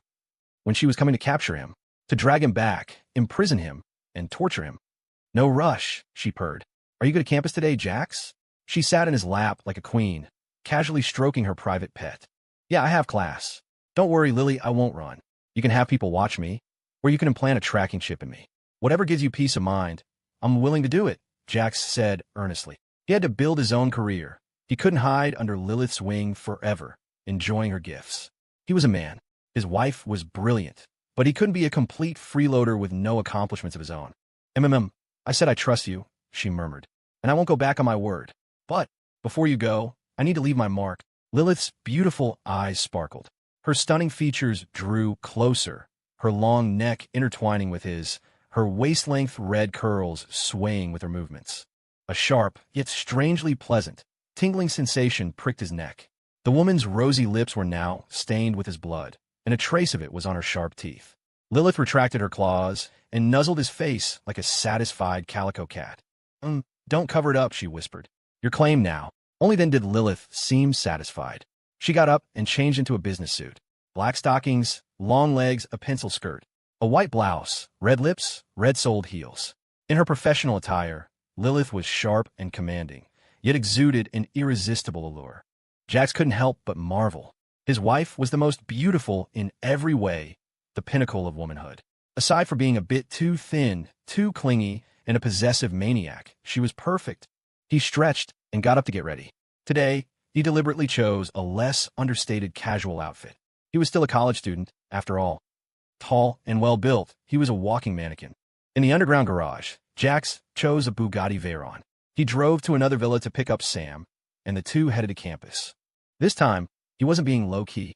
The cool, top-of-the-line supercar roared into the university early in the morning, its engine sound turning every head. My God, the rich woman keeping Jax is insane. Does she give him a new supercar every day? Am I the only one who thinks Jax is too arrogant? A male mistress acting like he's a big deal. If he's this high profile, he's going to get taken out by the woman's actual husband sooner or later. Hey, look, Chloe Vance is in a luxury car too. Oh wait, it's just a BMW. Don't say that. Our campus queen is so pure. She must have been forced to ride in a luxury car. I mean, compared to Jax's, her BMW 3 Series looks like a broken-down tricycle. Author has entered the chat. Mian, darlings, don't just save the story for later. A new book needs your support. Please request more chapters and send gifts. Chloe Vance sat in the BMW 3 Series, a gift the Pierce sisters had bought for Caleb on his birthday. It was the top-of-the-line model, worth well over $100,000. Caleb, Jax only gave me 3 days. Today is already the second day. Do you have the money ready? Chloe asked gently.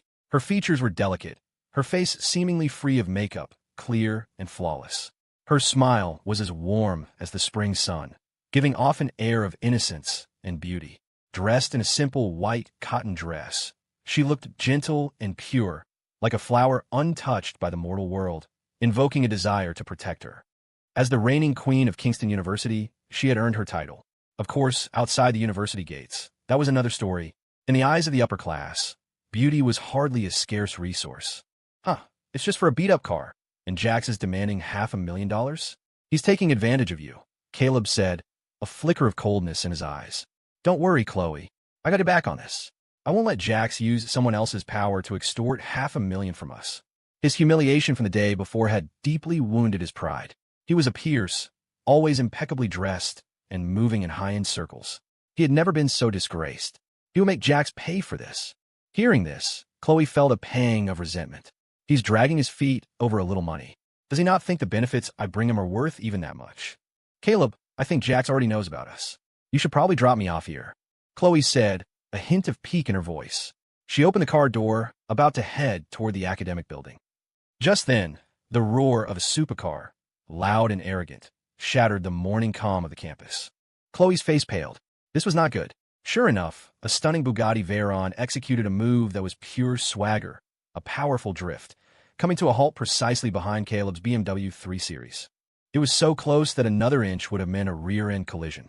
This was going to be a good show. The students, with their innate gossip senses, smelled drama. And sure enough, it was the new king of show-offs, Jackson Pierce. Today, he was even more handsome. His chiseled features were like those of an eagle in the night, cold, proud, and commanding. The high-quality casual clothes he wore exuded a powerful aura, projecting nobility and elegance. Everyone was in awe. Jackson Pierce had been completely reborn. Chloe had just gotten out of the car and was standing between the two vehicles. She stared at Jax in disbelief. He had another supercar. Was her Aunt Lilith really spoiling him that much? Caleb had told her Lilith would only live to 25. If they used Jax to agitate her a bit more, she might die even faster. Then the Astor family's assets would all belong to the Pierces, to Caleb. Whatever Jax was using to show off now would one day be hers. Still, she was only human. Faced with a top-tier hypercar, she couldn't help but stare. Well, if it isn't Kingston's campus queen, Chloe Vance. What's this, you taking a beat-up old jalopy to school? Sam jeered as he got out of the passenger seat. He couldn't stand this two-timing hypocrite. She had practically lived off Jax, but had never acknowledged him as her boyfriend, treating him like a blood bank, just like Caleb did. Oh, and is this jalopy being driven by our school's famous invalid, Caleb Pierce? Weren't you just in the ER yesterday, needing my boy Jax to give you a blood transfusion to save your life? And today you're already up and running around chasing girls? No wonder they say your body's weak. You're overexerting yourself so early in the morning. Sam's expert-level trash talk successfully turned everyone's attention to the BMW 3 Series. Caleb Pierce and the campus queen, Chloe Vance? They certainly looked like they were involved in something shady. Chloe's face flushed crimson. Her reputation was pristine, pure as ice. How dare Sam, Jax's lapdog, spread such rumors about her? Sam, I know Jax is upset because I wouldn't accept him and instead chose to stand for justice and tell the professors the truth about the research manuscript, which embarrassed him. I know that makes you unhappy too, but I'm a girl. Are you trying to drive me to my death by spreading these rumors? Chloe's face went pale, and her almond eyes filled with pitiful tears, making everyone want to rush to her defense. Immediately, the campus queen's fan club stepped up. Sam, don't you push it. Our Chloe is pure and innocent. She's probably never even held a man's hand. If you keep talking nonsense, don't blame us for getting rough. You're just Jax's lackey. What do you get for kissing his ass? Sam smirked. Oh, just a downtown condo and a couple of supercars. That's right, I'm not pretending anymore. I'm part of the first wave of the leech off your bro generation, riding the coattails of my brother, who's being kept by a rich woman. You got a problem with that? Just then, Jax stepped out of the car with his long legs and tossed the Bugatti keys to Sam, his coolness factor off the charts. Here, you're third. Sam was floored. A few scraps from his brother's sugar mama feast were enough to make him happy for the rest of his life. The jaws of the onlookers hit the floor. Mr. Pierce, are you hiring? I'm great at being a scumbag, a natural-born trash talker. Seeing this, a dark look crossed Chloe's face. Caleb also got out of the car and walked up to Jax. They were fraternal twins, not only looking nothing alike, but also differing in height. Caleb was a good 3 inches shorter than Jax. Let's hope other things aren't 3 inches shorter too. He finally got a clear look at Jax's car and realized it was a top-tier Bugatti Veyron. In front of it, his BMW 3 Series looked positively pathetic. He gritted his teeth, a flash of jealousy in his eyes. Why did Jax get things better than him? A hypercar he couldn't even afford at this stage of his life? Was this his prize for being tortured by that monster Lilith? If he hadn't given the marry into the Astor family spot to Jax, would Jax be driving a hypercar? Lilith should have been his woman. If she weren't so domineering and vicious, he wouldn't have minded taking her for himself. This supercar should have been his. Jax had stolen what belonged to him and now dared to flaunt it. Jax, I know you've always liked Chloe and have done a lot for her, but I designed a manuscript for the tech competition myself. You can't take your anger out on her just because she chose to be honest and reveal the truth. The other day, she just tapped on your car window out of concern, and you demand $500,000 from her. That's not how you win a woman's heart, forcing her into a desperate situation where she has to give herself to you. Besides, you're not even single anymore. Are you, Jax? Caleb skillfully shifted the blame onto Jax, a tactic he often used in the Pierce household. And every time, Jax was the one who was questioned and punished. The crowd murmured in understanding. So Jax is just bitter because Chloe rejected him, and he's deliberately slandering her. Oh my God, Jax is disgusting. To get Chloe, he's resorting to anything, even extorting $500,000 for a tapped window. I bet it's not about the money. He's clearly trying to use his sugar mama's money to get Chloe into bed while still being her boy toy. What a despicable scheme. I wonder what would happen if that rich woman from yesterday found out. She'd probably kick him to the curb. If she kicks Jax out, I'm next in line. I'm young, healthy, and open to anything. I'm a natural with older women. But you're ugly, someone couldn't help but retort. Say what you will, Jax was undeniably good-looking. After his transformation, he was even more appealing. That lean waist of his could make even men flustered, let alone women. Jax glanced at the crowd, then at Chloe, who was secretly watching him, and Caleb, who couldn't hide his gloom. They really had a talent. They had managed to piss him off first thing in the morning. TSK, listening to you talk is one thing, but you're the one who's really full of hot air. The competition manuscript. You really think I'm stupid enough to only prepare one copy? Caleb, the National Collegiate Research Competition isn't like some high school science fair. When you have to present the actual invention to the judges, can you explain every single design detail? Have you been having stomach problems lately? Did you crap out your brain? The competition is starting soon. Don't say I didn't warn you. Jax left, leaving behind a stunned crowd and a guilty-looking Caleb and Chloe. Chloe's face was already pale, but now it was twisted with anxiety. As the crowd dispersed for class, she stood frozen, her voice panicked. Caleb, I told you he'd figured us out. He's probably been on his guard against us. The competition is in 2 days. Where are we going to get another design to enter? Caleb's brow furrowed. He was nervous, but he knew Jax. Jax was always straightforward. He wouldn't have made a backup of a design he'd already completed. Was Jax getting smarter? Was he bluffing? What are you afraid of? A country bumpkin thinks he can outsmart me? We stick to the plan. I'm using that design, and that's final. A vicious look crossed Caleb's face. He got in his car, planning to drive straight to his eldest sister. Hacking the Pierce Group's financial systems was a corporate crime. The family had every right to sue Jax. This was a job best handled by Morgan. It would be the most effective way to throw Jax off his game. However, the moment Caleb started the car, he heard a sudden impact from the rear. Bang! The sound wasn't loud, but every student rushing to class turned their head. Holy crap, the clunker just reversed into the hypercar. How much is that going to cost to repair? For the first time, I actually feel sorry for the BMW owner. I'm afraid he's going to lose his shirt, his pants, and his underwear over this. From a distance, Jack stood behind a tree, casually pocketing the car key he had modified. Sam, holding his phone and recording, leaped out. Caleb, you. Even if you can't stand that Jax is richer, more handsome, and 3 inches taller than you, you shouldn't have deliberately crashed into his car for revenge. TSK. How much is this going to cost? I feel bad for you already. Sam's loud wailing drew another crowd of curious onlookers. They took one look and gasped. This morning was just one drama after another. Chloe stared, dumbfounded. This is clearly insurance fraud and a setup. These tactics are so dirty. But the next moment, she saw Jax running toward them in a panic, theatrically throwing himself onto the damaged supercar and crying with a mix of snot and tears.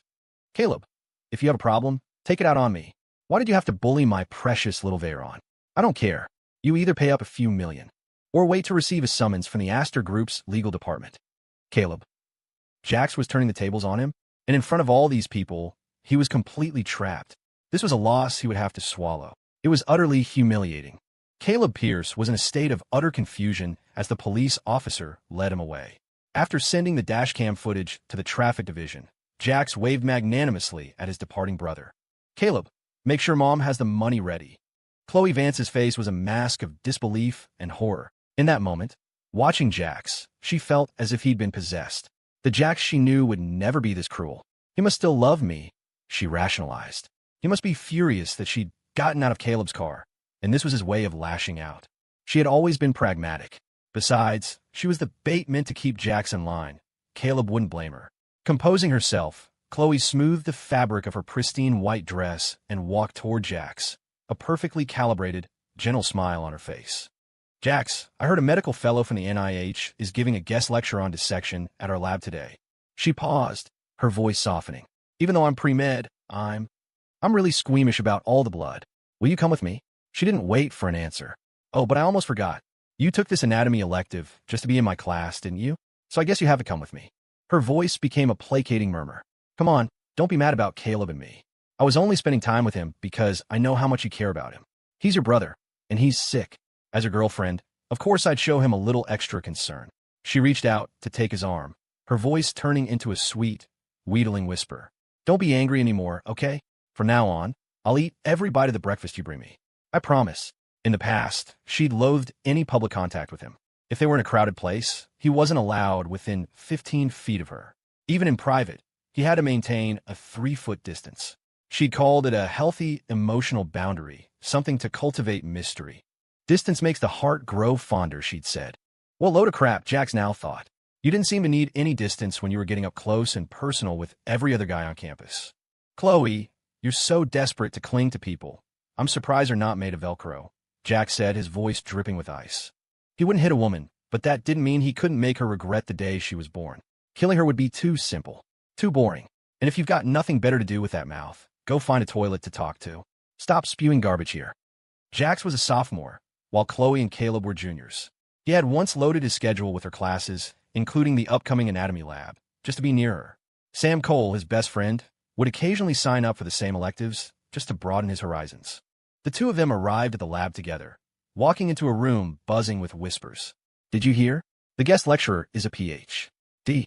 from the National Institutes of Health, and she's only 20. No way. She's younger than me and already has a doctorate in anatomy? A female anatomy Ph.D. is rarer than a unicorn. That's not all. I walked past the administration building this morning and saw Dean Evans and the whole board of trustees fawning all over her. I've never seen the dean suck up to anyone like that. What's her name? For what I could make out, the dean kept calling her Professor. Jax stepped into the laboratory, the gossip washing over him.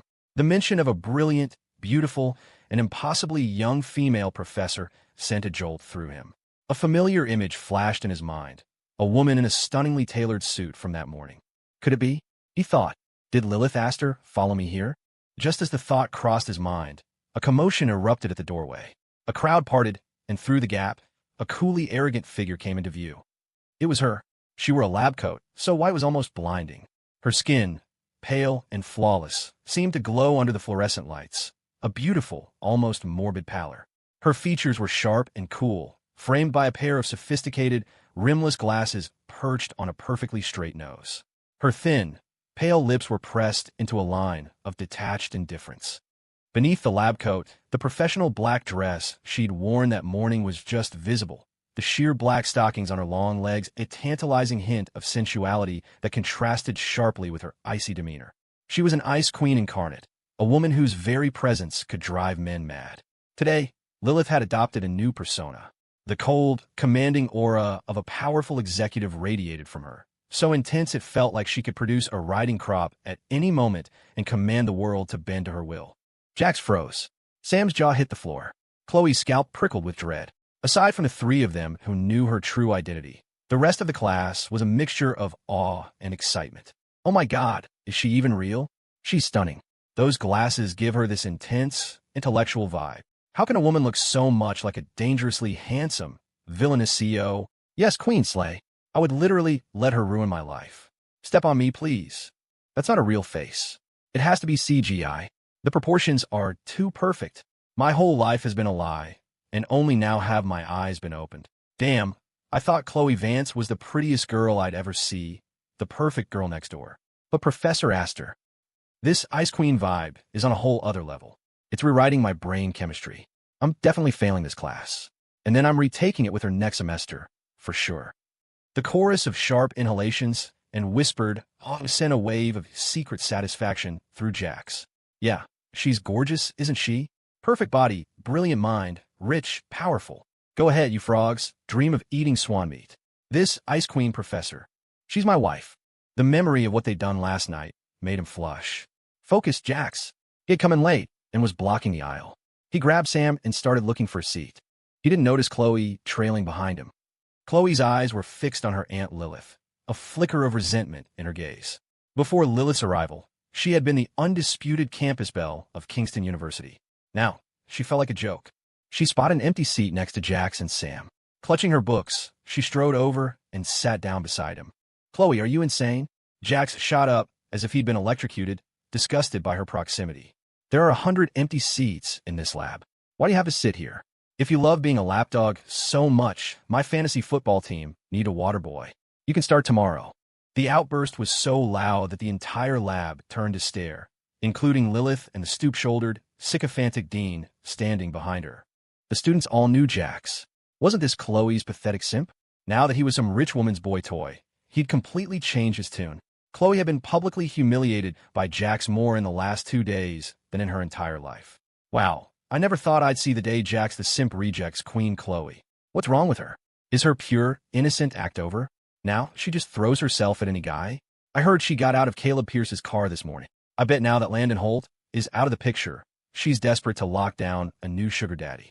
Too bad for her. Is Jax any better? He's just some plaything for a rich woman. The murmurs and judgmental stares were like tiny needles pricking Chloe's skin. Her face went pale with shame.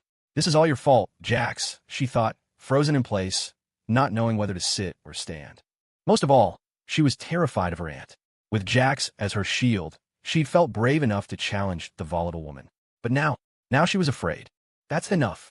Dean Evans snapped, his voice sharp. He'd always had a soft spot for the beautiful and studious Chloe, often helping her secure scholarships and tuition waivers. Seeing her so disheveled now, he wondered if he'd been blind. Today, our university has the distinct honor of hosting Professor Astor from the NIH, who has graciously agreed to lead this lab. Some of you should show a little gratitude. Do you have any idea what her usual speaking fee is? No, he didn't. Dean Evans thought privately. Who in their right mind would dare ask the heiress of the Astor dynasty to teach a class? Even if she named a price, no one would dare pay it. It's expensive, all right, Jax thought darkly. It'll cost you your life. Settle down and find your seats, the dean ordered. And some of you should remember that having a pretty face is no excuse for entitlement. You're a disgrace to Kingston University. Marcus, the class representative, chimed in, his words a thinly veiled jab at Chloe. Yeah, some people need to check their ego. The lab seats were assigned. In the past, Jax had been relegated to the back, content to just watch Chloe from afar. Now, she wanted to close that distance. Too late. She'd been pushed too far away. There was no going back. Swallowing the bitter pill of her humiliation, Chloe retreated to her assigned seat in the front row. She'd wanted to sit with Jax for another reason. The front row was directly under Lilith's gaze, and she was terrified. Her friend Jessica, oblivious, pulled her down. Don't be sad, Chloe, she whispered. He's just playing hard to get. He's putting on a show because you chose to do the right thing and stand against him. Deep down, he can't forget you. He's just trying to get your attention. Chloe's brow furrowed, but Jessica's words were a soothing balm. Tears welled in her eyes. Jessica, do you really think so? Of course, Jessica insisted. Men are all the same. They chase what they can't have and discard what comes too easily.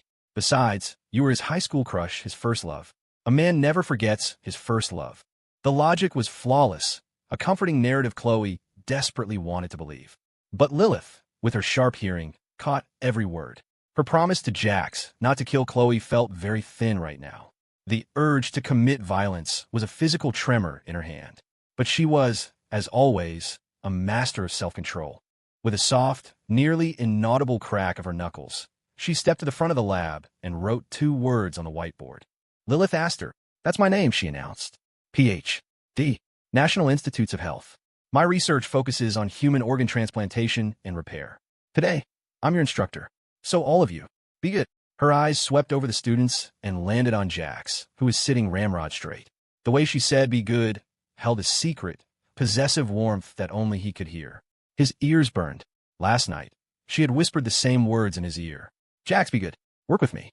A shiver ran up his spine. Her gaze was locked on his, intense and proprietary, and she was holding a long, thin pointer. The scene was getting dangerously close to something else. He quickly looked away, silently chanting a mantra to calm himself down. Sam, sitting next to him, blinked his wide, innocent eyes. Dude, she told the whole class to be good. Why are you the one having a moment? On the dais, Lilith's lips curved into a faint smile, but her voice took on a familiar, terrifying edge of malice that Jax knew all too well. Otherwise, I won't hesitate to use you all as reference material for my experiments. She pushed her glasses up her nose with a single finger. The lenses flashed in the light. In that instant, the male half of the class practically vibrated with excitement. Damn, Professor Astor is a legend. A Ph.D. at 20, and the dean himself escorted her here. That's the kind of respect an Ice Queen deserves. Lilith Astor? Why does that name sound so familiar? How many Astor families are there in New York? You'd think someone would have heard of a family that produced such a genius. No, you're right. It does sound familiar. Holy crap. Of course it's familiar. Lilith Astor is the heiress to the Astor financial dynasty. She's the freaking CEO of the Astor Group. A collective gasp went through the room. What? Wasn't that woman supposed to be some kind of monster, a cruel, vicious manipulator? A black widow who looked like a goddess? And more importantly, what had they done in a past life to deserve the honor of being taught by the Lilith Astor? I prefer a relaxed, interactive classroom environment, Lilith continued, her voice smooth as silk. You're all future medical professionals. What's the point of just dissecting frogs and rabbits? It's so boring. She paused, a wicked glint in her eyes. So today I brought a donor body for you all. Well, are you ready? Let's begin. A shocked silence fell over the students. Professor Astor is nuts. She's bringing in a real cadaver? For an elective? Jax swallowed hard. Are you sure it's a donor body? And not just a body? Soon, no one dared to make a sound. At Lilith's signal, 2 men in black suits carried a shrouded form onto the dissection table at the front of the lab. Chloe's face turned sheet white. Though she was pre-med, She had never dissected a human body. Now a very fresh-looking one was laid out right before her. She could barely breathe. Then her eyes fell upon the form under the sheet. She could make out the shape of torso, but one of the arms was clearly missing a hand. Her soul nearly left her body. This so-called donor body, it can't be Logan Holt, can it? Ms. Vance, you don't look so well, Lilith said, her voice deceptively light. Her lips curved into a smile that was both beautiful and terrifyingly insane. She had promised Jax she wouldn't kill Chloe, but scaring the ever-loving hell out of her. That wasn't breaking the rules, was it? Lilith's eyes, full of wicked amusement, were fixed on Chloe. There was nothing she enjoyed more than torturing her little lab rats with psychological pressure. And this one was her favorite. Professor asked her this. This wasn't on the syllabus. Dean Evans stammered, his face pale. He had been thrilled at the prestige of having Lilith Astor teach at Kingston, but she had insisted on keeping it low-key, so no other faculty were present. As the dean, he felt obligated to stay, to show his commitment to his students and his deference to their powerful benefactor. But things had escalated. Fast. As an administrator, his instinct was to stop a professor from crossing a line. But he had forgotten. Lilith Astor wasn't one of his professors. She was an uncontrollable force of nature. Besides, how could he argue with the woman who had just donated $100 million to the university for a new science building? She wasn't just a benefactor. She was a god. You don't argue with gods. You just pray they don't smite you. Do you have an objection? Lilith asked, turning her head slightly. Her glasses caught the light, and her eyes flashed with a coldness that was utterly inhuman. For a terrifying second, the dean felt like he was no longer a person in her eyes, but a specimen. No, absolutely not, he squeaked. I'm harmless. Please don't kill me. As top students at Kingston University, you should all be eager to embrace hands-on exploration and practice, the dean said, his voice suddenly full of bluster. It's an honor for you to be taught by Professor Astor personally. He coughed, already backing away. I just remembered some urgent administrative matters I must attend to. Please carry on. Students, you will follow Professor Astor's instructions. With that, Dean Evans practically fled the room. In New York City, the Astor dynasty was law. And as the sole power in the Astor Group, Lilith Astor's command was absolute. That was the power of real influence. The students stood frozen, a flock of sheep abandoned by their shepherd. Lilith gestured for her bodyguards to remove the sheet. Inch by inch, the pale skin of the corpse was revealed. Chloe had been on the verge of fainting since she saw the missing hand. She couldn't bear to look. Ms. Vance, you're in the front row. It's most convenient for you. Why don't you do the honors? Lilith's voice was casual, but her tone was sharp as a scalpel. She held the pointer loosely, the white lab coat making her seem ethereal and pure. A beautiful eye. Beneath the skin was a monster. Is Ms. Vance declining? Lilith's eyes scanned the front row. Then you help her, she said, her gaze landing on Jessica. You two seem close. I'm sure you wouldn't mind doing this for her. It's not a difficult request, is it? She leaned forward slightly, her voice a soft question laced with undeniable menace. An order from the Queen. Who would dare refuse? The next person on a slab could be you. Jessica shot to her feet, shaking like a leaf. Professor Astor, Chloe and I, we're just girls. We're not very brave. Her eyes darted around frantically. Maybe one of the guys should go first. Jax is the bravest person I know. He's always been willing to do anything for Chloe. They just had a little fight. That's why he was disrupting class earlier. Letting him do this would be a perfect way for him to make up for it. It was a deliberate, calculated move. She wanted Jax to notice her, to remember her for her boldness. You don't get a guy like that by fawning over him. You get his attention by challenging him. Lilith's gaze lifted, sweeping languidly over to where Jax sat, looking for all the world like a well-behaved student. Oh, she purred. Is that so? Jax cursed Jessica internally. That conniving parasite had been using her friendship with Chloe to boss him around for years. Now she'd really stepped in it.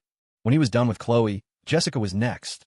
But first, he had to survive the immediate crisis.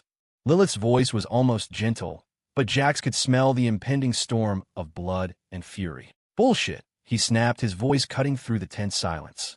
Jessica, stop running your mouth and making things up. Chloe and I have nothing to do with each other. The only relationship we have is that of a creditor and a debtor. He showed her no mercy, stripping away her public face completely. Chloe's eyes widened. The public humiliations were escalating at an alarming rate. Just a few days ago, he was her plaything, completely devoted to her. Men, she thought, a spark of hope igniting. They always want to destroy what they can't have. It meant he still cared. He was probably just trying to distance himself from her in front of Lilith to protect her. Her mind cleared. She looked at Jax, her eyes soft and pleading. Jax, you've really misunderstood about Caleb and me. Then she turned to Lilith. Professor Astor, you don't have to trouble anyone else. I'm a pre-med student. I need to get used to practical anatomy. I'm a little scared, but I won't let my friends suffer for my sake. She looked as pure as ever, her simple white dress making her seem innocent and vulnerable, someone to be pitied. In an instant, she had flipped the script, making Jax look like a petty bully. Jax's face darkened. Damn, she's good. A master manipulator. With one move, she tried to appease him while simultaneously lighting his possessive wife's fuse with that one intimate word. Jax. He felt a chill crawl up his spine and shot a desperate, innocent look at Lilith. Lilith's lips curved into a faint, knowing smile. She glanced down at Chloe, a single look so full of condescending power that it made Chloe want to kneel. Jax braced himself, certain she was about to flip the dissection table and murder Chloe in front of everyone. He almost forgot. In New York City, Lilith Astor was above the law. If she wanted Chloe dead, Chloe would die. But the explosion didn't happen. Since Ms. Vance has volunteered, Lilith said, her voice smooth, and even as she gestured to a tray of instruments, I assume I don't need to introduce this set of surgical scalpels. You'll be the first to demonstrate for the class. Start by opening the abdomen. The entire class held its breath. No one dared to speak, terrified that the black-stockinged angel of death would point her finger at them next. Chloe felt numb, her body trembling uncontrollably. It wasn't that she was truly afraid of dissection. Every pre-med student studied anatomy. They just lacked hands-on experience. If it were just any cadaver, she could handle it. But this one, his face was wrapped in bandages, but she knew. When they first unwrapped the body, she had seen it, a distinctive mole on his chest. It was Logan Holt. This was a warning from her aunt, a demonstration of her power. She could make anyone disappear. Chloe had no choice. She stood up stiffly, picked up a scalpel, and with a trembling hand, touched the blade to the corpse's stomach. What are you afraid of, Miss Vance? Lilith's voice was sharp. This is a basic procedure. Is this how you approach a core subject? If you can't even handle this, what hospital would ever hire you? Even in anger, the Ice Queen was breathtakingly beautiful. In contrast, Chloe's pathetic, wilting flower act seemed bland and tasteless. What are you waiting for, Chloe? Professor Astor is giving you a golden opportunity. Stop acting like a baby and dragging down the class average. Yeah, stop acting like she's bullying you. You think you're the heroine in some movie, waiting for a hero to save you. So this is the great campus belle. Guess I have a new goddess now.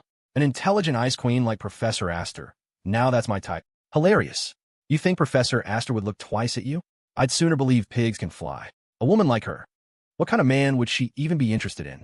A CEO or a billionaire probably wouldn't even register. I need a whole-body makeover. It would have to be someone unbelievably handsome. Actually, since his makeover, Jax is pretty good-looking, but she'd never go for a pretty boy like him. You know, facially, actually, look good together. Wait a second. Why does Professor Astor's figure look so familiar? Whoa, you're right. That waist-to-hip ratio, those stockings. Look at that photo on the Kingston Gossip Forum. She looks exactly like the mystery woman with Jax. Get real. Professor Astor is an ice queen. The woman with Jax was sultry and elegant. Totally different vibes. Besides, lots of women have similar figures. It's just a rumor. Yeah, you're right. Jax isn't that lucky. His sugar mama has a killer body, but her face is blurry in the photo. She's probably ugly as sin. The whispers continued, but Chloe couldn't delay any longer. She forced herself to overcome her terror and made the first incision. Lilith began to lecture, her voice calm and professional. She never once touched the body. It was too dirty. Anyone who hurt her Jax deserved no mercy. Her methods were a form of art, a sadistic pleasure she relished, torturing her victims psychologically and physically. Chloe, wearing gloves, performed the dissection in front of the entire class, pulling out organs, the sight and smell forcing her to fight back waves of nausea. Her mind was fraying. Seeing that mole, she couldn't stop picturing Logan Holt, alive with her. And then a more horrifying thought surfaced. The moment her scalpel cut into his skin, she could have sworn she felt a lingering warmth. Was he dissected alive? The thought circled her brain like a vulture. What are you so afraid of, Miss Vance? Lilith's voice, a soft whisper right next to her ear, sent a fresh wave of terror through her. Could it be that you know this man? She leaned closer. Oh, I forgot to tell you, my dear niece. He was still breathing when I brought him here. I saved him just for you to finish him off. Aren't I a good aunt? Lilith's cold fingertips brushed against Chloe's hair in a deceptively affectionate gesture. At the same time, an imperceptibly thin silver needle pricked the back of her neck. Chloe's face went chalk white, her mind completely shattered by fear. A moment later, a trickling sound filled the silence. Shhhhhhh. A nearby student pointed, his face a mask of shock and disgust. Oh my God, Chloe Vance just peed her pants. For Chloe, a girl who valued her reputation above all else, this was the final straw. She let out a piercing scream and collapsed to the floor. Ah! As always, the campus belle had her nights. Aiden, a loyal simp she had always ignored, rushed forward, whipping off his jacket to cover her. The lab descended into chaos. Lilith's eyes swept over the scene, a cruel, satisfied smile playing on her lips. But as she looked up, she saw Jax, handsome and resolute, walking directly toward her. No, not just toward her, toward the front of the lab, where she stood and where Chloe was huddled on the floor. So he couldn't stand it anymore? A pang of disappointment hit Lilith. Ah, Jax, so you were just pretending. You still care about her. You couldn't watch me torment her any longer. Her expression remained cold, impassive. If he dared to challenge her, she would destroy Chloe completely. But in the next second, she felt a weight on her shoulder. The clean, intoxicating scent of peppermint enveloped her, a warmth that instantly melted her thorny defenses. I didn't hurt, she started to say, but he cut her off. While everyone was distracted by Chloe's meltdown, Jax closed the distance.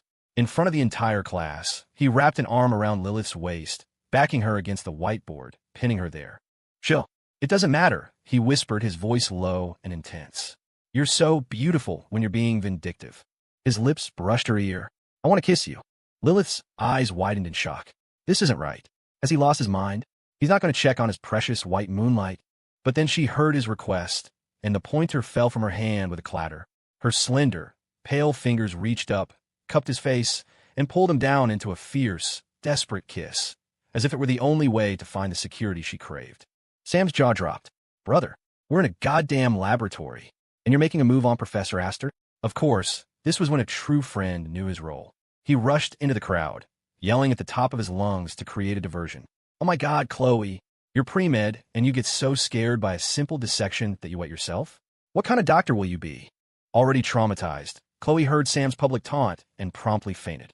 The chaos intensified, providing the perfect cover for the scene at the front of the room, where a tall figure had draped his jacket over a smaller one, shielding her from view as she desperately, possessively claimed his kiss. Inside the Rolls-Royce, Jax sat beside Lilith like a chastened schoolboy. After all their time together, including his past life, he had become an expert in recognizing the triggers for her episodes. That was a close call in the lab. If he had been a second later in stabilizing her with that kiss, she might have leveled the entire building. But now, under her cold, silent gaze, he felt a familiar unease. Sweetheart, what's wrong? He asked softly. Why are you looking at me like that? Why didn't you tell me you were coming to campus? We could have come together. Lilith's eyes were cool and distant, a stark contrast to her lips, which were still red and swollen from his kiss. An arctic chill radiated from her. That body, she said, her voice stiff. It wasn't the old bastard who bullied you. I was just scaring Chloe. The real one is already in the ground. I have no interest in digging up graves. It was an explanation of a sort. Her coming to the university was a test, a sign of her profound distrust. But it was also a sign of her possessiveness, her inability to be apart from him. She loved him so much that a moment out of her sight was like an infestation of ants crawling under her skin. She had already implanted tracking chips in both him and Chloe. If they came within 30 feet of each other, an alarm would go off. She had been about to start a morning meeting when the alert sounded, and she'd changed her plans on a dime, grabbing a conveniently prepared cadaver to go scare them. She wasn't just testing him. She was coming to deliver a shock to their system. Thankfully, Jax knew how to play the game. All right, honey, why are you calling Logan Holt an old bastard, too? It's not proper for a beautiful lady to use such language. He leaned closer, breaking her train of thought, and slid an arm smoothly around her slender waist. Her curves were intoxicating, a perfect hourglass. It would be a crime not to touch her. I'm done with Chloe. I find her repulsive now, so don't be jealous, okay? Honey. He moved closer, and the force field of her commanding aura softened in his presence. All things considered, his performance had been perfect, but a woman's displeasure still required soothing. It's still early, he murmured, his eyes cast down, his long lashes shadowing his stunning features. Maybe we could. Lilith stared at him, mesmerized. She loved him so much she wanted to rip her heart out and give it to him. But she was afraid she would scare him away. She blinked, and her slender fingers began to stray toward dangerous territory. Jax quickly caught her hand. No, no, no. I can't. I'm tapped out. Or, he said quickly, changing tack, I could go with you to the office. I've never been to the Astor Group headquarters. Of course, there are many places he'd never been. Lilith had repeatedly tried to get him to choose from her portfolio of properties. Mansions, skyscrapers, yachts, all in an effort to please him. But he had always refused, his disgust for her extending to everything she owned. It was the one area where the ever-victorious Lilith Astor had known defeat. And now, he was volunteering to go to her company? Was he no longer repulsed by her? Was he willing to spend her money to share in their joint assets? Jax, however, had his own agenda. He couldn't rely on college competitions to make real money. It was too slow. He needed to start his own company. And the Astor Group, a titan of New York's business world, was the perfect place to learn. Besides, his wife needed to be soothed and accompanied. It was a win-win. Okay, Lilith purred, her eyes narrowing with satisfaction. In the front seat, Nathan felt like his head was going to explode. My lady, you are well and truly blinded by lust. This kid, he's definitely up to no good. Behind the Rolls-Royce, in a champagne-colored Bentley, Leo Astor sat with his legs crossed, his face a mask of fury. You're telling me my sister came to Kingston University to personally teach Jax's class? He spat. She's really keeping that little pet on a tight leash. Follow them, he ordered the driver. I want to see for myself. What makes Jax Pierce worthy of competing with me for my sister's affection? The driver sighed internally. Young Master Leo, it's obvious to everyone, even me, who she dotes on more. Are you really so determined to get yourself killed? At the Pierce family home. What? My son hit someone's $5 million hypercar, and we need to pay $300,000 to get him back? That's robbery. My son is a sweet, kind boy. He would never get into that kind of trouble.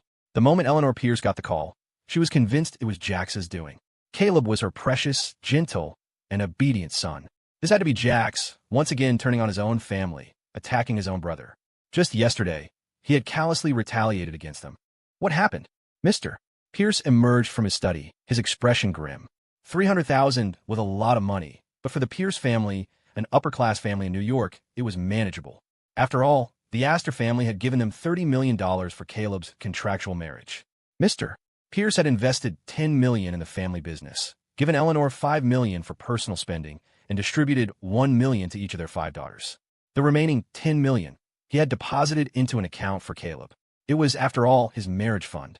Technically, the one who had actually married into the Astor family was Jax. But Jax was an Astor now, no longer a Pierce. Giving him the money would be a waste. It would just end up back in the Astor coffers. Mr. Pierce considered that a terrible loss, so he had quietly pocketed the money, telling only his wife. Even his children didn't know. Honey, Caleb hit a hypercar. They want $300,000 for a private settlement, or they'll go public. Caleb has a reputation in our circle as a gentle, respectable young man. We can't let his record be tarnished by something like this, Eleanor said, her voice sharp with anger. He never looks for trouble. How could this have happened on campus? It has to be that wicked Jax, bullying his own brother again. Mr. Pierce nodded, his brow furrowed. That curse. How much chaos will he wreak on his family before he's satisfied? Fine, $300,000 it is. Our Caleb is fragile. We can't let him suffer at the hands of those thugs. He's my heir. Nothing can happen to him. The Pierces drove to the designated repair shop. Mr. Pierce transferred the money from Caleb's account. The men holding Caleb were surprisingly professional. They took the money and shoved him out the door. Caleb's clothes were torn, and his face was bruised and swollen. He'd clearly been beaten. Mr. Pierce's face contorted with rage, and he started to step forward to confront them. But then he saw the Astor Group insignia on their jackets, and his anger instantly deflated. He knew, without a doubt, this was Jax's doing. That boy was a menace who had to be dealt with. They helped Caleb into the car, fussing over his injuries. Mom, Dad, don't blame Jax. Caleb whispered weakly from his mother's arms. It was my fault. His defense only fanned the flames of his parents' fury. That's enough. Eleanor snapped. Jax thinks just because he has the Astors backing him, he can do whatever he wants. He's forgotten where he comes from, using outsiders to hurt his own family. Caleb, don't worry. I will not let him get away with this. I will make him pay. Her eyes narrowed, her disappointment and disgust for Jax reaching a new peak. And now, she, his own mother, couldn't even get a meeting with him. Mom, Jax is Lilith Astor's husband now. The Astor dynasty. We can't fight them, Caleb said weakly, as if the beating had terrified him into submission. We should just be glad he's not taking his anger out on the whole family. We shouldn't provoke him. Don't worry, darling, Eleanor soothed, stroking his bruised face, her heart aching. Caleb, a cool voice said from the back seat. Are you sure those men gave you those bruises? The angle of the marks. It almost looks like you ran into something yourself. Or scratched your own face. It was Sierra Pierce. She happened to be coming downstairs as her parents were leaving and had decided to tag along. For the past few days, she'd been in a funk, replaying her memories of Jax, all the times he had been good to her. He had been a wonderful brother, giving her everything, and she had betrayed him time and again. This time, she had almost gotten him expelled. She didn't even know his birthday, yet she had taken his kindness for granted. How could she call herself his sister? And yet, he had always been good to her. A boy like that wouldn't hurt Caleb for no reason. Listening to her family's accusations, Sierra felt a knot tighten in her stomach. Her question was met with a sharp slap across the face from her mother. Crack! The sound stunned Sierra into silence. Mom, she hit me? For Caleb? The feeling was sickeningly familiar, placing her in the same position Jax had been in so many times, the target of their mother's misplaced rage. It must have hurt him this much too, she thought. The pain in her heart was far worse than the sting on her cheek. Her mother's favoritism was a blade, sharp and cruel. Sierra, have you lost your mind? Eleanor hissed. I knew something was wrong with you yesterday. That curse has brainwashed you. Caleb has been so good to you. When you were failing your classes, who stayed up all night to write your papers. He loves you, and you repay him by siding with an outsider against him? What kind of sister are you? Sierra's own temper flared. I'm just stating the facts, she retorted, clutching her cheek. Caleb is a liar, and the way you two fall for it, you're just as pathetic. You talk about being parents, but you're so blatantly biased. Why did you even bother having other children if you were only going to love him? Oh, right. You had 5 daughters before you finally got your precious son. Of course you'd spoil him. But what about Jax? He's your son, too. Just because he's healthy, does that mean he deserves to be your whipping boy? Crack. Another slap, this one from her father, silenced her. He stared at his trembling hand, his face pale with a flicker of guilt. Sierra, do not speak to your parents that way. In this house, all our children are treated equally. I have never favored your brother. See? Eleanor cried hysterically. Jax is a curse. Sierra sees him for one day, and she turns into this defiant monster. You will go to your room for the weekend. You will not come out. You will have no phone, and no meals will be brought to you. You will stay in there and think about your disrespect until you've learned your lesson. Sierra laughed, a bitter, hollow sound. It was a laugh of pure disappointment. So this is how painful it was for Jax all those years. And no one had ever cared. Her heart twisted. She wanted to find Jax, to tell him that she finally understood his pain, to apologize for a lifetime of turning a blind eye. But was it too late? Would he ever forgive her? Fine, Sierra said, her voice hard. I'll go. Eleanor's face turned purple with rage. Mom, Sierra didn't mean it. Caleb began. She meant every word. Eleanor shrieked. She's spoiled rotten, and that monster Jax has corrupted her. She needs to be taught a lesson, to repent for her sins. Sierra just smiled, a sad, bitter smile. Repent? If their ancestors saw what a mess this family had become, they'd claw their way out of their graves. The injustice of it all was a physical weight in her chest. She pulled out her phone and dialed Jax's number again. Straight to the automated message. He really has blocked me. He must hate her now. She remembered all the times he had secretly taken her punishments for her, and the tears she'd been holding back finally fell. I'm sorry. I'm so sorry, Jax. I was so wrong. If I suffer through everything you suffered for me, can we ever go back to the way we were? Outside the Astor Group headquarters, the extended Rolls-Royce glided to a stop. Lilith stepped out first. Red-bottomed heels, black stockings, a form-fitting professional skirt, and a powerful blazer created an aura of cold, sharp authority. The moment she appeared, the employees lining the entrance automatically parted, creating a path to her private elevator. But then, instead of striding into the building with her usual whirlwind pace, she turned back and opened the car door herself. The crowd gasped. What kind of VIP warrants that level of respect from Lilith Astor? All eyes were fixed on the open door. A moment later, Jax emerged, looking slightly flustered by her gesture. The feeling of having his billionaire CEO wife open his car door for him was pretty damn awesome. But wasn't that supposed to be his move?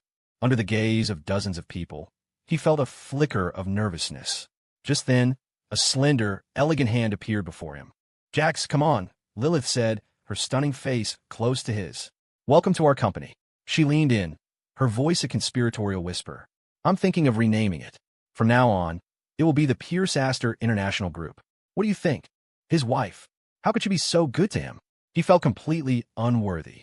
"Lily, let's not change it just yet, okay?" he said, his voice gentle but firm. He was intoxicated by her devotion, but managed to keep a sliver of his sanity. "When I'm worthy of standing beside you, then I'll have the right to sit in that seat." Turns out, being a kept man could go to your head. One taste, and you wanted more. "To be my man, you don't need any qualifications or external validation," she declared. "Jax, as long as I love you, everything I have is yours, including my life. I've already started the paperwork to change the name. It's happening, whether you want it or not. Forcing you into this marriage with me. I know it was unfair to you. I have to make it up to you over and over again. And I have to do everything in my power to keep you," she thought. "Jax, I've spent my life surrounded by violence and blood. I don't know what love is, but I want to show you, in my own way, that you are my everything. You were my salvation when I was in the deepest abyss. You deserve all of me. And even if I trade all of me for just a little bit of your heart, I'm afraid. It's a price I can't afford." A shadow of melancholy crossed her face. But in the next moment, she felt a warmth envelop her hand. It was Jax. He had stepped out of the car and laced his fingers through hers. "Lily, whether you believe it or not, I love you too," he said, his voice resonating with a sincerity that stunned her. "And I don't feel wronged at all. Being your husband is my honor. Now come on, let's go see our company." He understood her so perfectly. He knew her confidence was a fragile shell, born from the guilt of forcing him into this life and a deep-seated insecurity in matters of the heart. Who would have thought that the ruthless, decisive Lilith Astor was so insecure in love? Nathan watched this exchange, his brain buzzing. He felt like the sheer force of this scene was about to expose his true form. The Astor Group was worth an incalculable amount. With that kind of money, she could have any man in the world. "My lady, what are you so insecure about?" And Jax, that smirk on your face is harder to suppress than machine gun fire. Stop pretending to be so profound and just accept your fate as a kept man. An overwhelming wave of happiness washed over Lilith. "Oh, I love him even more now." No one heard their quiet conversation. The employees just craned their necks, their minds racing with gossip. Lilith Astor, who never looked at a man, is holding a man's hand. And he's gorgeous, more handsome than any movie star. Standing next to her, they look perfect. This is the first man I've ever seen who can actually match her presence. "Good morning, Ms. Astor." As Lilith led Jax into the building, a chorus of greetings followed them. Curious eyes darted toward Jax. Suddenly, Lilith stopped in the middle of the grand lobby. The clicking of her heels ceased, and a wave of fear rippled through the crowd. Oh God, she's going to kill us for staring. She's going to gouge out our gossip-loving eyes. But instead, Lilith held up their intertwined hands. For the first time ever, she addressed her employees about her private life. "His name is Jax Pierce," she announced, her voice ringing with authority. "He is my husband, and he is the future master of the Astor Group." Jax himself? The lobby was dead silent for a full 10 seconds. Mr. Pierce, good morning." One employee finally managed, his eyes wide with shock. Jax gave a slightly awkward wave, his other hand held firmly in Lilith's, as if she were transferring her power directly into him. She then pulled him toward the private executive elevator. The moment the elevator doors closed, a collective sigh of relief swept through the lobby, immediately followed by an explosion of frantic whispers. "Oh my God, that guy was handsome, sure, but just because he's hot. He's our boss's husband? The Demon Queen is really in love. Did you hear her? Future master of the group? She's basically handing him the keys to the kingdom. He looks like a college kid. How is he supposed to manage a company this huge? She's lost her mind. You can find another man, but there's only one Astor Group. She could have anyone. Why is she so fixated on him? And giving him everything? Is the Demon Queen a secret romantic? You're all just jealous. You think he's a pretty boy because you're small-minded. But I saw him. He has this calm, powerful aura. I bet he's her equal. Am I the only one thinking? Ms. Astor has a temper that can make even Mr. Sterling tremble. For this Mr. Pierce to be standing there so calmly, he must have something special." The gossip grew more speculative, but one thing was certain. Every man in the room was green with envy. Jax Pierce hadn't just married up. He had rocketed into the stratosphere. Inside the private elevator, the doors had barely slid shut when a powerful presence pressed in on Jax. Lilith's lithe body closed the distance, pinning him in the corner. She bent one long leg, her knee brushing against his trousers, her clear, cool eyes now sparkling with a dangerous light. It was obvious the lady of the house was in a very good mood. She had just publicly declared her ownership of him, and he hadn't argued, hadn't caused a scene. That was enough to fill her with a giddy, triumphant sweetness. "Jax," she purred, "I took the liberty of announcing that you belong to me. Are you happy?" Even if he wasn't, she wouldn't take it back. The moment she'd said it, it was true.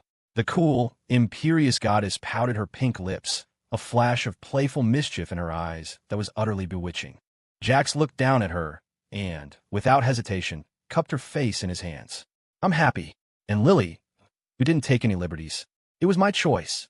A firestorm of emotion churned inside him. In his past life, he had been blinded by a misguided moral code, by a foolish belief in his own noble suffering. He'd sacrificed everything for Chloe and the Pierces. But now, living for himself, he was finally realizing how incredible it was to have a possessive billionaire CEO for a wife. A man should have his own career, of course.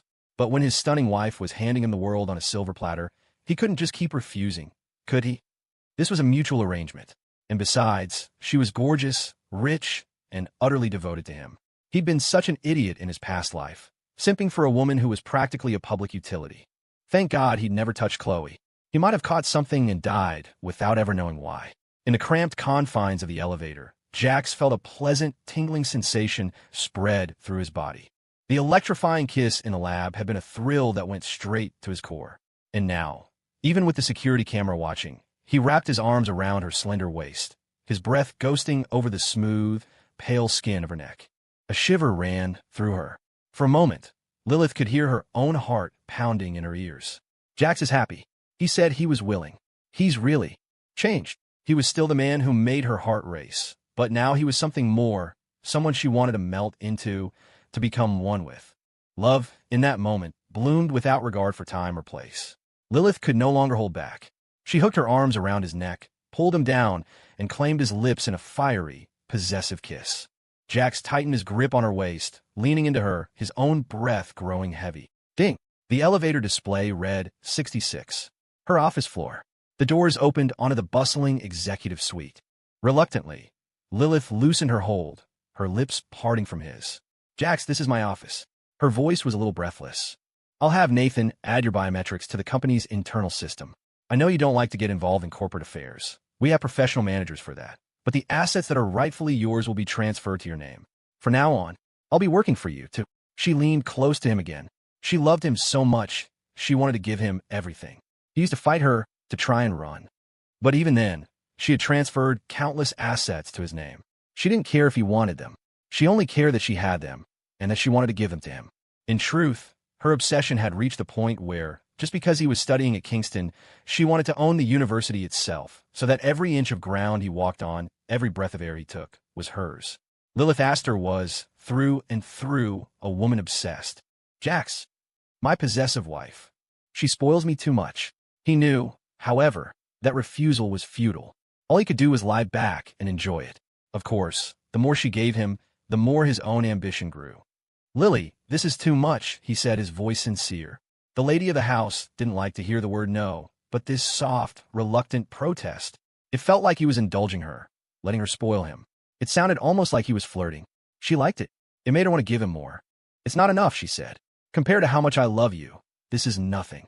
Come on, let me show you my office." She took his hand, their fingers intertwining again. As they emerged from the elevator, the entire busy office floor went silent. "Get back to work," Nathan said, appearing from one of the regular elevators. "Ms. Astor is just showing her new husband around. Don't act like you've never seen a person before." He followed them toward the main office. "Wait at the door," Lilith ordered him. "Jackson, I need some time alone." "Nathan." "Ms. Astor, I'm too embarrassed to even point it out. The way you're looking at him, like a wolf looks at a lamb. Are you sure you don't mean you need some time to be alone? My lady, this is an office. I advise you not to get too wild." Leo Astor had his driver follow his sister's car all the way to the Astor Group headquarters. He watched in disbelief as Lilith not only publicly acknowledged Jax, but also brought him inside the company. Was she really just going to hand everything over to him? Jax was nothing but a pretty boy. What right did he have to the Astor fortune? He, Leo, was the only one in the world who truly cared about his sister. Jax was a threat, a parasite who would ruin her and the entire company.